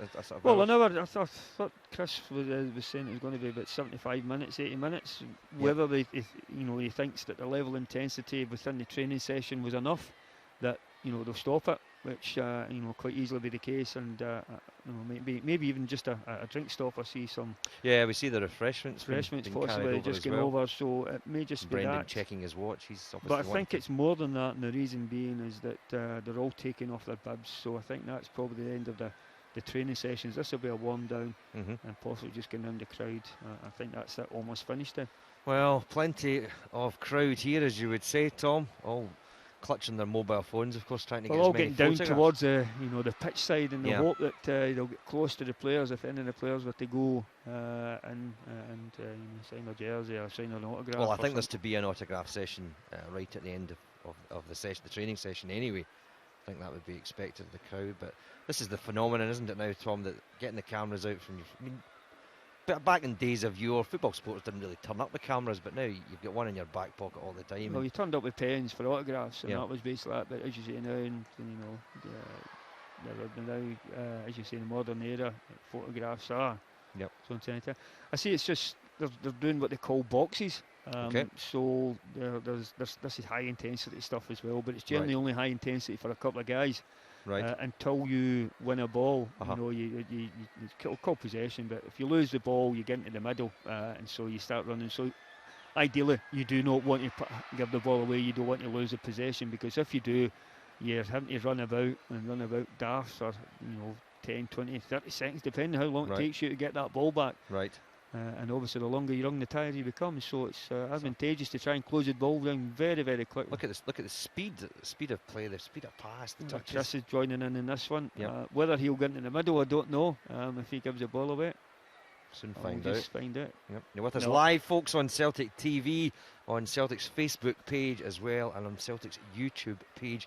We are live in paradise, bringing you the 6 in a row's Champions Training Day in front of a very sizable crowd here. Scott Brown, desperate to get the ball. He will love this sort of I see John Kennedy in the middle here in the other box. I don't know if that's maybe him getting preparation for the game coming up, the Legends match. So all right. Chris Of Davis. course, he'll be in training for that as well. Yeah, quite As will possibly. you, I take it. Well, yes, I've got a game coming up now over in Ireland for a wee charity day, and Right. the 29th. So hopefully Good. that will be my warm up for that. Yep. Because the game itself's 28th of May, folks. It's 28th, yes. yes, and it's the Legends, the Lobos- Lobo and Henrik game. Henrik indeed. Will be I'm here. not quite sure who will be playing for, or what bench he'll be on, but So you're not sure if you're a hero or a legend? Yet, or are you not clear on that? I'm no? happy with both. I'm happy with both. Yes, it's here on Celtic TV with hero and legend Tom Boyd. Scott Sinclair lining up a penalty kick. Of course, Chris Davis talked about this, that the penalties would definitely be a feature. Well, that's I think. So is it a player at a time that goes down, see Scott going away, and It's not often. It's not something they would do generally. But when I was round about my training sessions, but I've seen obviously Scott doing that there. Normally, he'd wave the penalties to the end, Yeah. right at the end, and players would just have a wee relaxed time, maybe a wee bit of fun. Lee Griffiths is the next one coming up to take Yep. the penalties.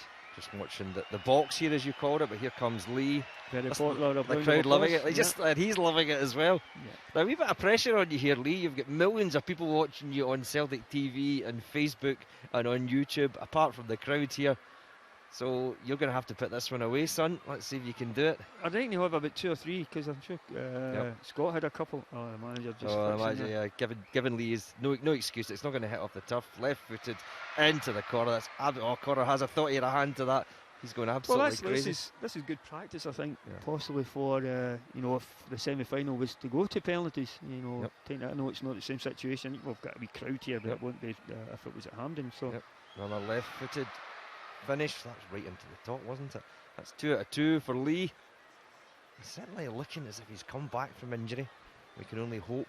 yeah, but You it see certainly him looks back as though in he's the fully fit now. Yep. He took part in that Yep. training session there. The only That's 3 out of 3. And Conor Hazard's still going crazy. He thinks he should be getting down to these, but I think it's the position of the penalty kick, isn't it, into that the players bottom corner. It's unsavable. The players, I think the manager might be telling the goalkeepers to almost try and treat it as an actual penalty, because the penalties all went to the same area. Scots went to the same area. Yep. He's went to, that's where you're more comfortable. Your go-to penalty, so to speak. As the next one up is Patrick Roberts. Patrick Roberts, now not renowned for taking penalties. Patrick, I don't think he's taken one for Celtic. In your experience, has he? I'm gonna be back maybe early. We'll need some stats to tell us that. He would certainly be a very confident player. I think apparently I don't. Yep. It's another left-footed kick as well, isn't it? Not so much of a walk back. Yep. Quite a light run up.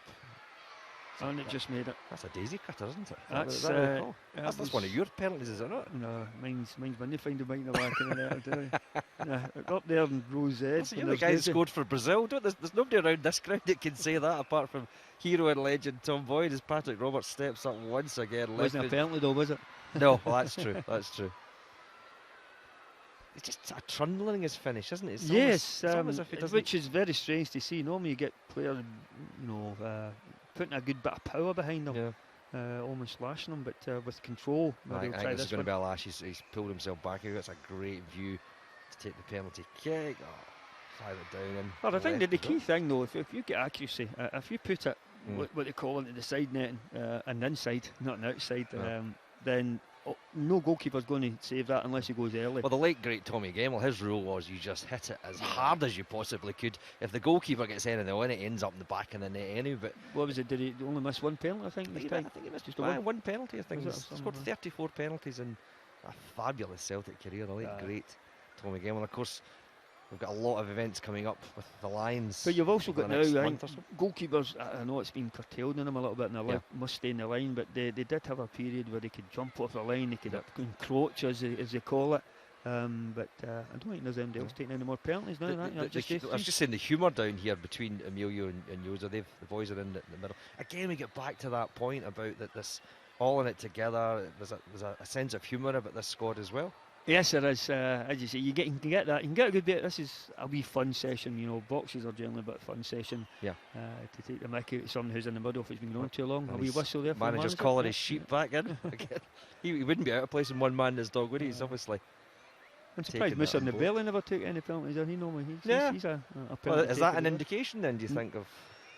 Well, we'll find out. Well, obviously, I think Scott's for penalty taker, but maybe Moose's confident enough. Maybe he doesn't want to do it here. I'm not sure. Maybe he'll do it later or tomorrow at Lennoxtown.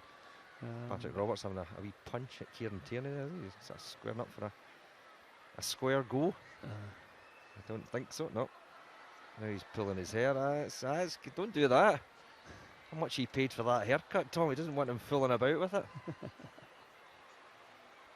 I take it maybe just getting into a bigger game. Well, they're back into bibs, aren't they? I'm seeing some of the players in bibs. Have to be words for Musa from Brendan Rodgers. And Musa's remained in his orange bib. He's the only player out there that has done so. Do we read anything into that, Tom? No, not at all at this moment in time. There's not there's no selection. Maybe he just didn't take his bib off earlier, or has he put it back on? Yep. If he's put it back on, then obviously we're getting into another kind of tactical move, whether it be a game situation, but maybe they'll get a wee bit of fun. I think they're all looking for Lee Griffiths to come back in. They're all looking down towards the goal. He's a bit of a laud to himself. Lee, but what Lee wants to do, he just wants to put the ball in the back of the net, doesn't he? Yeah, that's what he's born to do. Fabulous 40 goals last season. You couldn't believe we'd be sitting here a year later saying, well, he hasn't, he's been fit and he hasn't been able to get on the team. Yeah, he's picked up a couple of strains as well along the way this season. But but it's great that we have got two guys of that quality. So what do we see now? Is this Brendan Rodgers issuing commands, or is he just having a general chat with the players as they? I'm not quite sure. Is he waving to us? I don't think he's waving to us, is he? Do you want to wave back, Tom? Will we wave back to Brendan? He's giving the thumbs up. I think there must be relations or something within the director's box area. So it's we don't whether the managers will be talking about situations. I'm not saying there doesn't look as though there any kind of intent. There's no information coming across other than just a little bit of joking and talking and chatting. So whether this all the balls are moving down though to the. I think this is the one down. This is the one. This is the one down because it looks as though there's a wee bit of stretching now. So they're obviously just stretching down. And Lee, again, not taking part in the stretch at the moment. And the balls have now been collected by Stevie. So it looks as if it's so they're. I think that's over. Almost the session's over and the warm down. So they'll just be a bit finished now. They'll do this. Sometimes they may go for a little jog round about the pitch, but other times it may just be a stretch and warm down. Obviously, time will tell that. So I think that's the intensity, the hard training session great completed. Panoramic view of paradise that's there. Lovely, isn't it? Yeah. Tom looking down. As you can see for yourself, folks, it's quite a sizable crowd. It's been free entry today to come in and see the champions train, and of course during these Easter holidays, the kids have taken that on board as well. But yeah, the players look as if they're just going through a sort of warm down stretch here, Tom. Yeah, that's it. Doing the different parts of their body. There's your good self once again on I'll Celtic set up TV. properly now. Yeah, set up properly. Put the cigarette out. let's get back to being professional. I'll just keep my face out of this as much as I can. I thought I was watching my lounge there, you know. But yes, it's as you say, that's just the warm down, almost completed now. Yeah. Just doing final stretches, just to make sure, obviously the hard work they've done, in case there's any wee sort of niggles, just to make sure they go over those. Yep. And I think this will be the last time. It's quite a stretch from Lee, and did he feel it there, or is he? Well, some players like stretching more than most, and obviously with Lee being out for a wee bit, he'll probably have, it's not a word hyperextend, but he's always got to stretch it to his max to try and get over what he's had a few problems with, especially if he's feeling good at this moment in time. And he's okay. If there was any knock on it or any feeling it at all, he wouldn't be able to stretch that kind of distance with that level of flexibility, shall we say. Yeah, you can see the ball's all getting put away now, so that the ball work is over for the day. Then I think there's to be the young hoops are going to take some penalties against the goalkeepers. We'll wait for that as well. Christian Gamboa, your thoughts there, Tom? I see him as a great right back. Somebody was telling me yesterday that apparently he followed. Well, just on that now, and just the other one is Mikael Lustig, who's not here then. Yes. Yep. I'm just looking at who was at the trainers. This is why it's great to have a professional in the box with us as well. So both Mickey Lucas, obviously, watching his situations along the way. He had years, previously had a few injuries, so obviously with a training session, he'll not have to do it. He'll probably train tomorrow and get up to speed with that tomorrow. It'll be one of the players that I've seen maybe train just a day before or something like before the game. Yeah. Of course, the important point is that if Mikel is out, we have Christian Gamboa who can play right mid, he can play right defence as well. Yes, well, he's certainly developed, as he's come on through the process of the training, and I think in any game he's been asked, he's been, I think, performed very solidly, and that looked very, very comfortable. And of course, he has got frightening pace. Which somebody told me the other day that he followed Mikael Lustig, when Mikael Lustig left his Swedish club to come to Celtic. Christian Gamboa signed for them, and of course he's followed Mikael out to Celtic Park as well. That's a great coincidence, as I think some of the players now are going to sign some autographs, which is not one of the reasons, but one of the reasons why the players, the supporters come here is obviously get access and a more friendly access. Yeah, and I would say you're right, Tom. I think they all come, of course, to see the champions, but now there's going to be this. It's an opportunity for some of the kids that they will not get. Usually match day situations are, they're focused in a game, and they won't be able to get to those, access to the players. So this is a great opportunity for them as they all scream and shout. And I'm glad that they're all going to different parts of the ground, so that every area hopefully will be covered, and at least they'll get at least one. We've got John and his beard back on Celtic TV. Maybe it's a style. Maybe he's wanting to be like George Michael or something like that. Who knows? Looks more like Glenn Michael.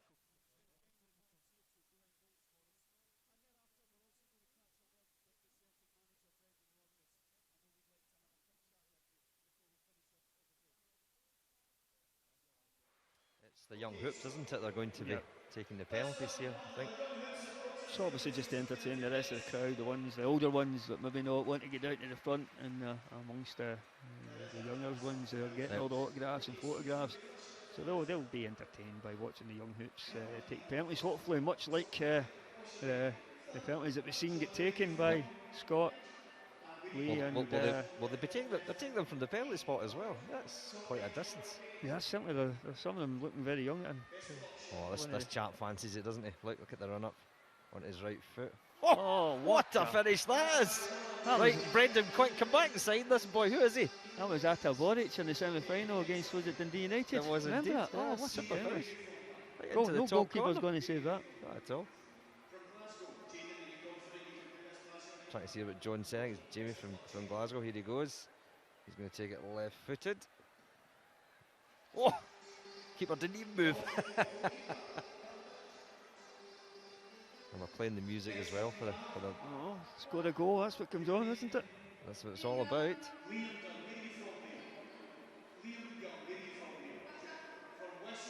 He's from Wishaw. He's live on Celtic TV. He's live on Facebook. He's live on YouTube. And he's about to step up. Oh, look at the heavy breath, left-footed. It's another fine finish, isn't it? Atomic. Oh, look at the dance. Celebration. Look at that. Colo Toure, eat your heart out. That guy's going to the top, isn't he? That was a Tommy Gamble one. Just blast it. Blast it, The yeah. keeper will not save it if you blast it too hard. He looks just That's not marginally really younger important. than Who's James your favourite Forrest. Celtic player? Kieran Tierney, your namesake. Oh, Kieran Tierney's his player. I hope Right. he reaches a goal here. Right, Come on. footed. Right footed. Go on. Whoa, there's another finish as well. Great finish. Well played. Great finish. So I would have from done your something that I smallest- could never do here at Celtic Park, score a goal. You never scored at Celtic Park. Did you ever take a penalty? Mitchell's two. from Glasgow. My Where are you time. going to put this, I Mitchell? scored 2 goals in my time. Falkirk right. and Bottom right goalkeeper. Here's a fella with he's got the haircut, so he must Oh, be a bit wait, of a hold, player. Mitchell. Oh, and he's going back as No well. pressure, we have No some pressure, no substitute pressure, coming big from man, Wednesday no for pressure. Mitchell. Yeah, get the hands rubbed. Get the run up right. Right-footed finish down into the corner as well. He was never saving that, Okay, Mitchell. going what's what Fantastic. react there, Our shocking next goalkeeping from penalty Craig. taker, your Absolutely, we name? must have a word with him as well. And where are you from? Glasgow. From Glasgow. Lots of Glasgow kids today. Okay, so you're up against Another Craig classic Gordon. haircut as well. Go for it, right-footed. Oh, cracks it off the post and just Craig Gordon. First save for finds Craig it. Gordon. Well, he must have Boo, learned. Craig I know. Gordon, yeah. He must have learned for the previous one there. And Lloyd, where are you I think from? that wee boy will get to take it again. Another Glasgow kid. So are you confident Doesn't you look can like put it's this a tough past the game, this, best Tom. goalkeeper in Scotland? Obviously. Somebody's taking this too Obviously. seriously now. Sounds confident, Craig. There's a chance to do the run up as well. He'll be taking this one right footed. He's got the body shape all right, hasn't he? Oh! Super save by Craig Gordon. He's not the isn't it? best Oh, goalkeeper yeah. in Scotland for nothing. He looks a bit Right, dejected by that, doesn't he? I hope that's not going to affect his Try future. to dive the wrong way. Okay, Oh, so no. Oh, here we go. Here we go. Next up we have Alfie. Alfie. And where are you from, Alfie? Glasgow. From Alfie's Glasgow. Alfie. He's going to have a crack as This well. is your big moment. See, they've moved the penalty spot for him a wee bit as well. There you go. Oh, wonderful left foot finish. That's Okay, so who do we have hitting the next penalty kick? Adam. Adam, and are you also from Glasgow? Okay, Adam, best of luck. Adam, up he comes. He's going to take it right footed as well. That's another fine finish, Tom Boyd. Yep. Smashed it In the into top the corner there, like that penalty. And it's the ladies' turn Next up, our first girl, I believe. What's your name? Kim. Kim, where have you come from? Glasgow. From Glasgow. Okay, Kim, have you ever scored at now. Celtic Here we go, Park Kim. before? Let's go for it. No. No, this is your moment. Kim, best of luck. Here we go. This is for ladies' football, Kim. The keeper Decent didn't save move. as I well, think he isn't read it? that one early. Keeper forgot to dive that one. I think he did Okay, it. so who's going to take our next penalty? Sam. Sam. And who's your favourite Celtic player, Sam? Armstrong. Stuart Armstrong scoring lots of goals. Are you Sam's going a to score Stuart one just to make Armstrong sure? fan. Let's see if he decides to go left or right footed here. He's going right footed as well, Tom. What right footers and left footers here? No. Right. No keeper's getting near that, Tom Boyd. That was the one I was talking about. You get it in the side net with accuracy. Is that Howard Jones cutting about the back there? Even where are you the from? Celtic staff? Greenock. From Greenock. all the way Oh, wait a from minute. Celtic. This is from my hometown. You're up against Scotland's number one. Best of luck, We're cheering darling. here. I will be cheering. Come on, the girl from Greenock. Trundler. Yep, that's the kind of penalty that I take when I'm in Greenock as well. So That Craig Okay, Gordon's what's your one, name, pal? in the spirit of this, I And where think. you from, He's Jack? played like 3 saves, he said. Okay, are you slightly nervous that you're up against big Craig Gordon? No. No nerves That's whatsoever. the big Okay. man, go for it. You've got the cojones for this young chap, right-footed. Oh, super save from Craig Gordon. Obviously, you got the ire of Craig Gordon there. Yeah. Next up we have Sarah. Sarah. And where are you from, Sarah? Luke. From Carluke. Aye. From Carluke, sunny Carluke. Sarah Don't from think Carluke. you've much chance if you've ever seen them taking penalties in Carluke. Sarah, good luck. Doesn't look that confident, does she really, no? Oh, She should be depends. confident with that The kind of keeper finish. didn't Right even foot, right see it into the coming. bottom corner. Fantastic. Oh, thank God that Craig Gordon was no in goals there, diving. Absolutely. When he dives at saving penalties, shocking. Millie, where are you from? Glasgow. From Glasgow. Millie, are you confident you're going to score? Yeah. Yes, that's Reminiscent of Henrik Larsson's early hairstyle, that isn't it? Let's see if she can put it away Larsson-esque. Trundles into the goalkeeper as well. It's a decent save. just a second too early. Okay, pal, who do we have now? Josh. Josh, where are you from? Glasgow. From Glasgow. Josh, this is your chance. If you were taking a penalty kick at Celtic Park, where would you put the ball? I don't know, I'd just smash it. You're just going to smash it like Tommy Gemel. Okay, son, best of luck. No. He's See, that get confident. right-footed. Oh, off the post. Replay. Get the replay, get the replay. Oh, you've You've got to get to the second ball, Tom, haven't you? Okay, so next Rebound, up, but it's no replay. I is it? can see That's true, that's true. a Jojo bowl, why you're a a pro. beautiful green Jojo Because I bowl. said it first. I made a mistake. So what's your name? Shanice. Shanice, and where have you come from today? Coatbridge. From Coatbridge. Okay, Shanice, you're up against Craig Gordon. He doesn't look quite so big. He's hiding in the net at the moment. A fairly imposing figure there, isn't he? Oh, he fancies his chances with us, Craig, don't you? Hopefully. There's a level of intimidation here. Yeah, there is indeed. It's in the bottom corner. The Oh, goalkeeper he was can't slow to quite get down to that one, Craig Oh, Gordon, it was wasn't over he? the line. We needed video Well done, technology. That was in. No. That was in. I think there's a few Okay, referees next would up. have said that wasn't Looking in. a little nervous. You know that better than anyone, Tom, boys. No, that was British football. What's your name? full ball. Erin, where are you from? Glasgow. From Glasgow. Okay, Erin, you're up against Celtic's #1 goalkeeper. Confident? No. Not at all. That's what I like to hear. No confidence whatsoever. Going to take it. Is it right-footed, left? Right-footed. Goalkeeper was never Oh, that's over the line as well. Yeah, we could have started one turn. I thought we were going to get a cheeky wink to the camera there, but we're not getting it. Thanks, of course, first of all, go to It is Howard Jones, isn't it? Craig Gordon. And also, I can't think of any of his songs. I can't remember his songs. Well, one of them was a new song, but we'll not get into that. Is the goalkeepers as well, just moving away. Here we go. This is the big moment. Must look like a giant. We go back now and look at the players taking selfies as well. Well, they're certainly very busy today. There was, I think, the crowd have ventured down to almost pitch side in the hope that they can get something. I hope they can get as many as they can because obviously it makes somebody happy. Well, it makes your day, doesn't it? I mean, it's, you remember us when you were a kid as well, Tom. I mean, I don't know who your favourite player was back in the day. You weren't old enough to remember him. I loved Jimmy when he was a Yeah, player, but Danny yeah. as I was a defender as well. Danny was a world-class football player as well. So they'd been the two. And I do remember as a kid, you know, you looking back, you see- Comparisons made with Danny and this Oh, yeah. young fella here. Yeah, I mean, but it's- and I don't think those comparisons are off, to be honest with you. No, and he certainly is somebody who's so young. He's got the best years ahead of him still. He does indeed. To kind of James Forrest going around. There's a couple of guys there a wee bit taller than James Forrest. It was great for me that I think I had the shortest autograph in the world.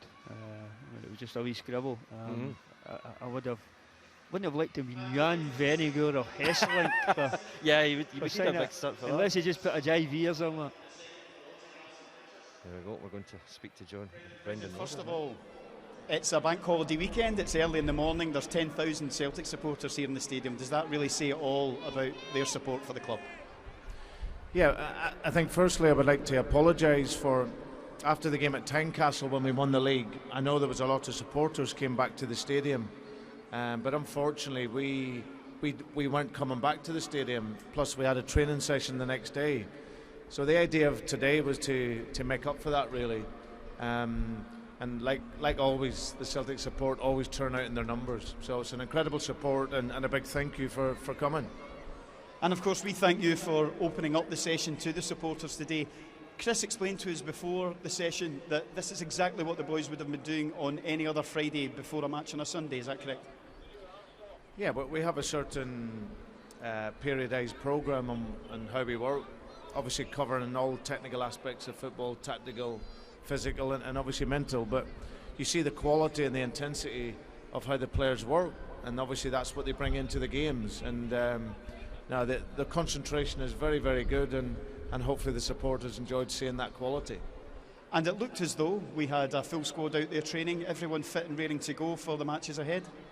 We've got a few players that didn't train today, like Mikel Lustig and Derek Boyata, and one or two other guys that have been out for a little bit longer. So we just need to assess them and see how they are.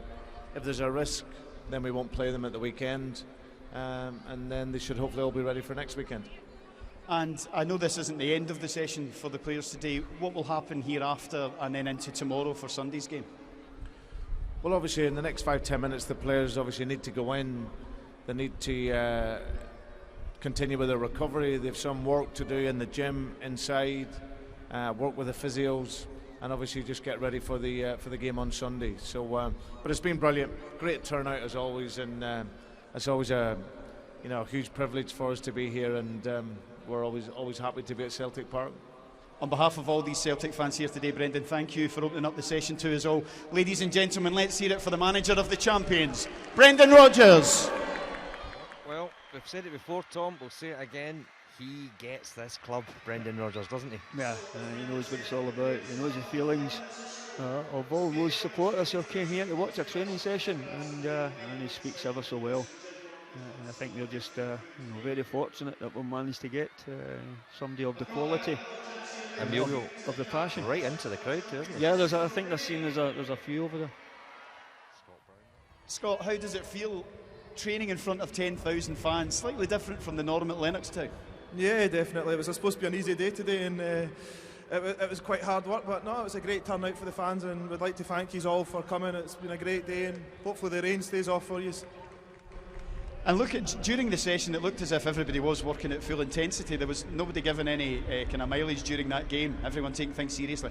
Yeah, it's always competitive. You want to win, whether it's in the training or it's in games. And we got a little defeat in the first game, but we made back up for it the second game. And I noticed when it came to the penalty practice, you were absent from that. Would that suggest that you're not in our top 5 penalty takers at the moment?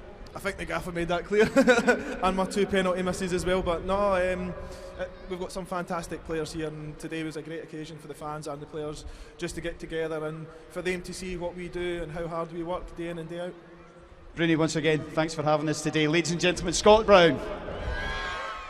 Scott Brown just going out back into the crowd, diving in. Stuart Armstrong coming up now as well on Celtic TV, Facebook and Celtic's YouTube page. Off day for me today. I'm a little bit nervous. Maybe saving them up for Sunday. You're on a fantastic run at the moment. Is this perhaps the best run of form that you've had in your career? Yeah, it's going good. I think as a team we're a lot better than last season. We're looking good and we're playing even better, so I hope all the fans are enjoying it. And I'll ask you, just as I did, Scott, how does it feel to train in front of 10,000 fans like this? Is there a little added pressure that you just don't want to let yourself down on the day? Yeah, it's nice. It's a nice change of scenery, and it's nice for the fans to come out and see what we do every day, and nice to meet them all after training as well. Best of luck on Sunday, Stuart. Hopefully another goal's in the making. Thank you. Ladies and gentlemen. See the manager, his daughter, I take it, that would be Stuart Armstrong. Hair barely ruffled from that training session. I know he works very hard on that. But his hair or his training session? Callum McGregor getting down to... Callum McGregor just getting down and signing a few autographs, getting a few selfies as well. This is what it's all about, isn't it? Meeting the support. People often talk about that in the modern game, Tom, that the supporters of any club, particularly the big clubs, don't get the access to the players, and this kind of a day really brings out what the whole Celtic family is all about. No, for a lot of people, you wouldn't see this happening. Match days.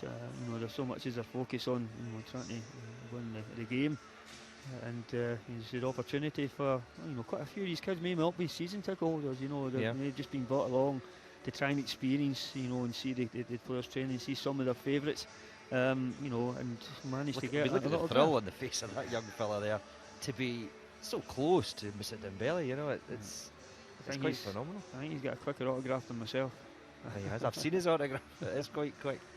But it is. I mean, this is where you nurture your future support. These are the people that will be taking Celtic into the next 40 years or so. Exactly, and hopefully to see many more championships, more victories, and hopefully they'll be cheering. The generations have had many great years in the past and great games. We're now going to hear from James Forrest on Celtic TV. Doing a little session in front of the fans. No, it's a great pleasure to come here and train in front of 10,000 fans. It's unbelievable. It looked as if everybody's really getting themselves ready for Sunday. There was no slacking in that session. Is that what you'd normally expect this close to a match? Yeah, it's been the same the last couple of days in training. The intensity's been high, and it's good that we put on a performance for the crowd today. A couple of big games coming up. Everyone in the squad feeling confident going forward? Yeah, definitely. It's been we've been really confident and positive all season, so we're just looking to continue that Sunday and obviously on to the semi-final as well. Once again, James, thanks for joining us here. Thanks for joining us on Celtic TV. I'll let you go and join the fans again. Let's hear it for James Forrest. That's as rough shaven as you'll see James Forrest. I often think he just puts milk on his chin and gets the cat to lick it off. Is he trying to copy John, is he? He might. Well, John's got the full growth, but it's been an absolutely fabulous season for James Forrest as well. Yeah, he's shown a great level of consistency in his performances and getting the reward for it. Liam Henderson now coming up on Celtic TV. In the middle of the park there, you enjoy that session this morning? Oh, no, I don't know about that. It was a good session this morning. It was a good turnout for the fans as well, so it was hard work, but we enjoyed it.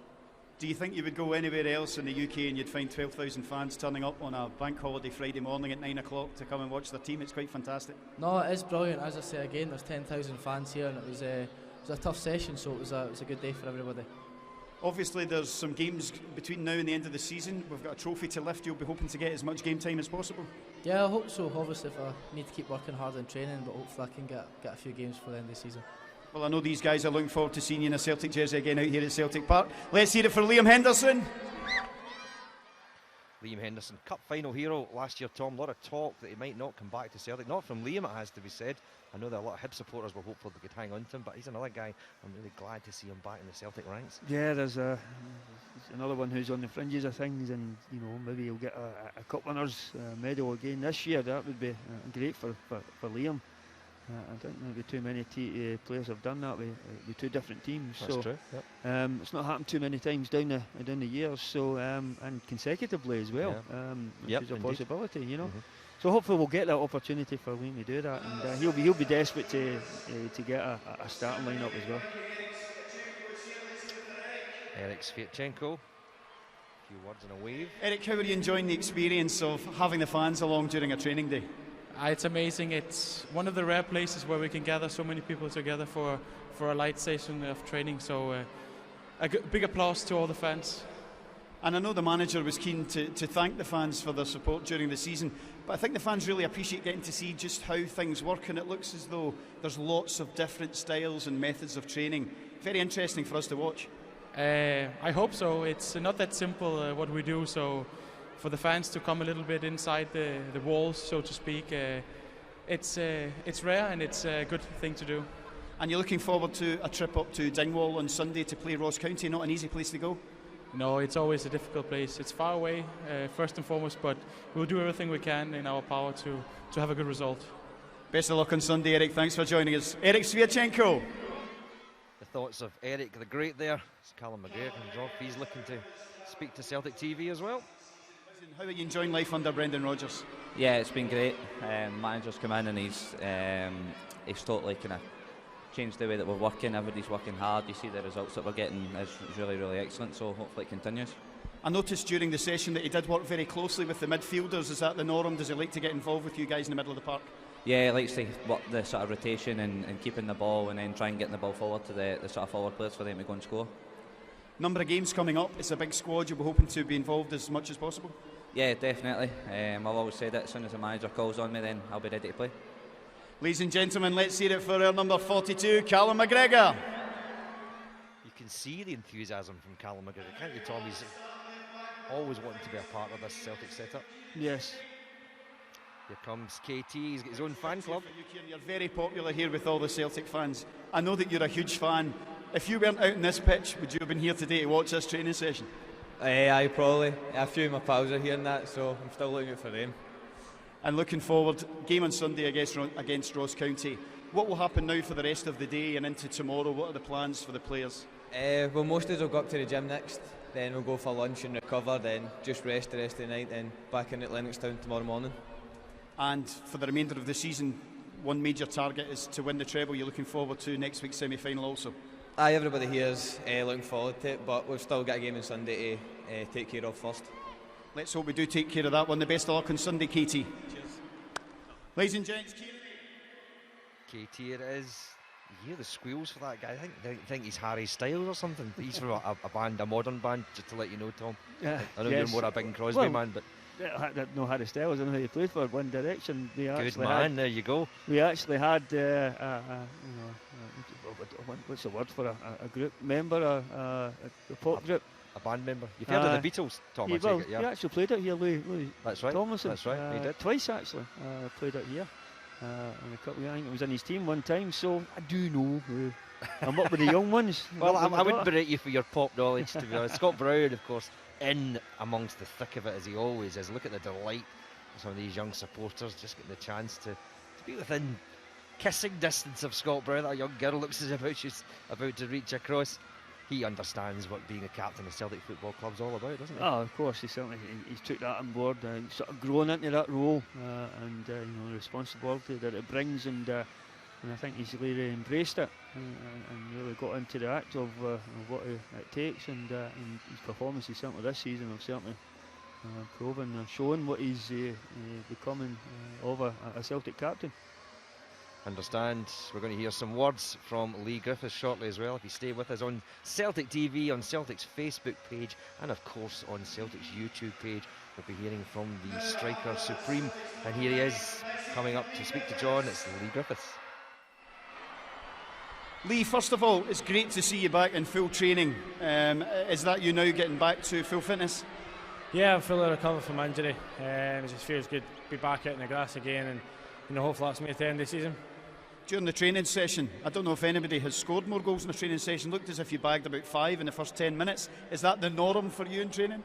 Yeah, it's standard. That's what I do best, score goals. But I think I got the break of the ball a couple of times, and I think the other team were just trying to find their feet. But it's not always nice to score goals. Looking forward, obviously, number of games left for the season, up to Ross County on Sunday first. You know firsthand it's never an easy place to go and play in Dingwall. Yeah, I think the journey alone is difficult for us, but we've proved that we can go up there and put in a great performance. We're unbeaten and we want to keep that going to the end of the season, and need to put in another good performance on Sunday to come back down the road with 3 points. Best of luck as always for Sunday, Lee. Thanks for joining us. Let's hear it for Lee Griffiths. Goal scorer Lee Griffiths. He does what it says on the tin, Tom. He scores goals. Yes, he does. But unfortunately, he's got a bit of competition this season with Mr. Dembele. Pleasing to hear he's back to full fitness, though. Yeah. That's what he said to John, and certainly just watching him run off the pitch and up the tunnel, I think he'll be back to his best very shortly. Well, obviously we've seen that, and obviously the way he was going about in the training session that we've seen, he was fully involved. So obviously that gives us an indication that he is back at full level. The only thing would be, I don't know if he's played any development games or just something to keep him. Is match fitness in that respect so important, Tom? Yeah. Oh, it is. It's a different game. I don't know if it would make any difference to Lee, because I think he trains the way he plays, and for most, quite a few people that would certainly be the case. But he certainly looks as though that if you threw him out tonight for a game, he'd give it 100% and have any side effects for a training session beforehand. He just plays with that kind of energy, and he's a bubbly character. So it's good to see him back, and obviously providing competition. We're going to hear some words from Craig Gordon as well. Huge height difference between the two of us, Craig. For the goalkeepers, how does that feel? Any pressure at all with the fans knowing that they're watching your every move in training? No, that's more enjoyable. It puts a little bit something on to work on in training and make sure that you're putting in a good performance since the fans are here. And I know we run out of words to talk about the Celtic support, but just how fantastic is it that 5 figures coming along here to watch us training? Yeah, it's brilliant. I mean, I knew they would. When we knew that we were going to do this today, everybody knew that we'd get a good turnout, and it just adds to training, and the intensity was brilliant today, and nobody wanted to let themselves down, so it's probably good preparation as well. And the final question, did you not get the memo earlier about allowing the kids to score their penalty kicks? You really were determined to stop every single one? I tried for a few, yeah. I can't have them going away thinking I'm rubbish, so I had to make sure I saved 1 or 2. Let's hope you're making plenty of saves on Sunday, Craig. Thanks again for joining us. Let's hear it for the safest hands in soccer, Craig Gordon. Well, let's hope you don't have many saves to make on Sunday, John. Got down to Craig Gordon with that question. We should be booing Craig Gordon for those penalty kicks, shouldn't we? Totally. I think you'll be the baddie, in the pantomime baddie. But for some of the kids there, that would have been a dream come true. Put the ball in the back of the net there, but he was taking it too seriously, I think. Or to say, Craig Gordon saved one of my penalties once. There's a story you could dine out on for years as well. I scored it for Craig Gordon, yeah, that'd be going down the years.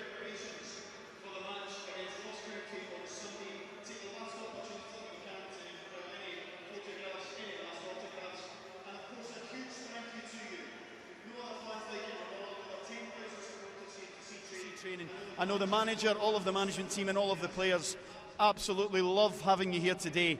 You're a fantastic support. I know you'll be there in your numbers at Ross County. Hopefully you'll be there again for the semi-final, and we'll see you back here at Celtic Park, where later in the month of May we'll be lifting the trophy for the 6th year in a row. Enjoy the rest of your Easter weekend, everyone. A big hail, hail from us all at Celtic Park, and thank you.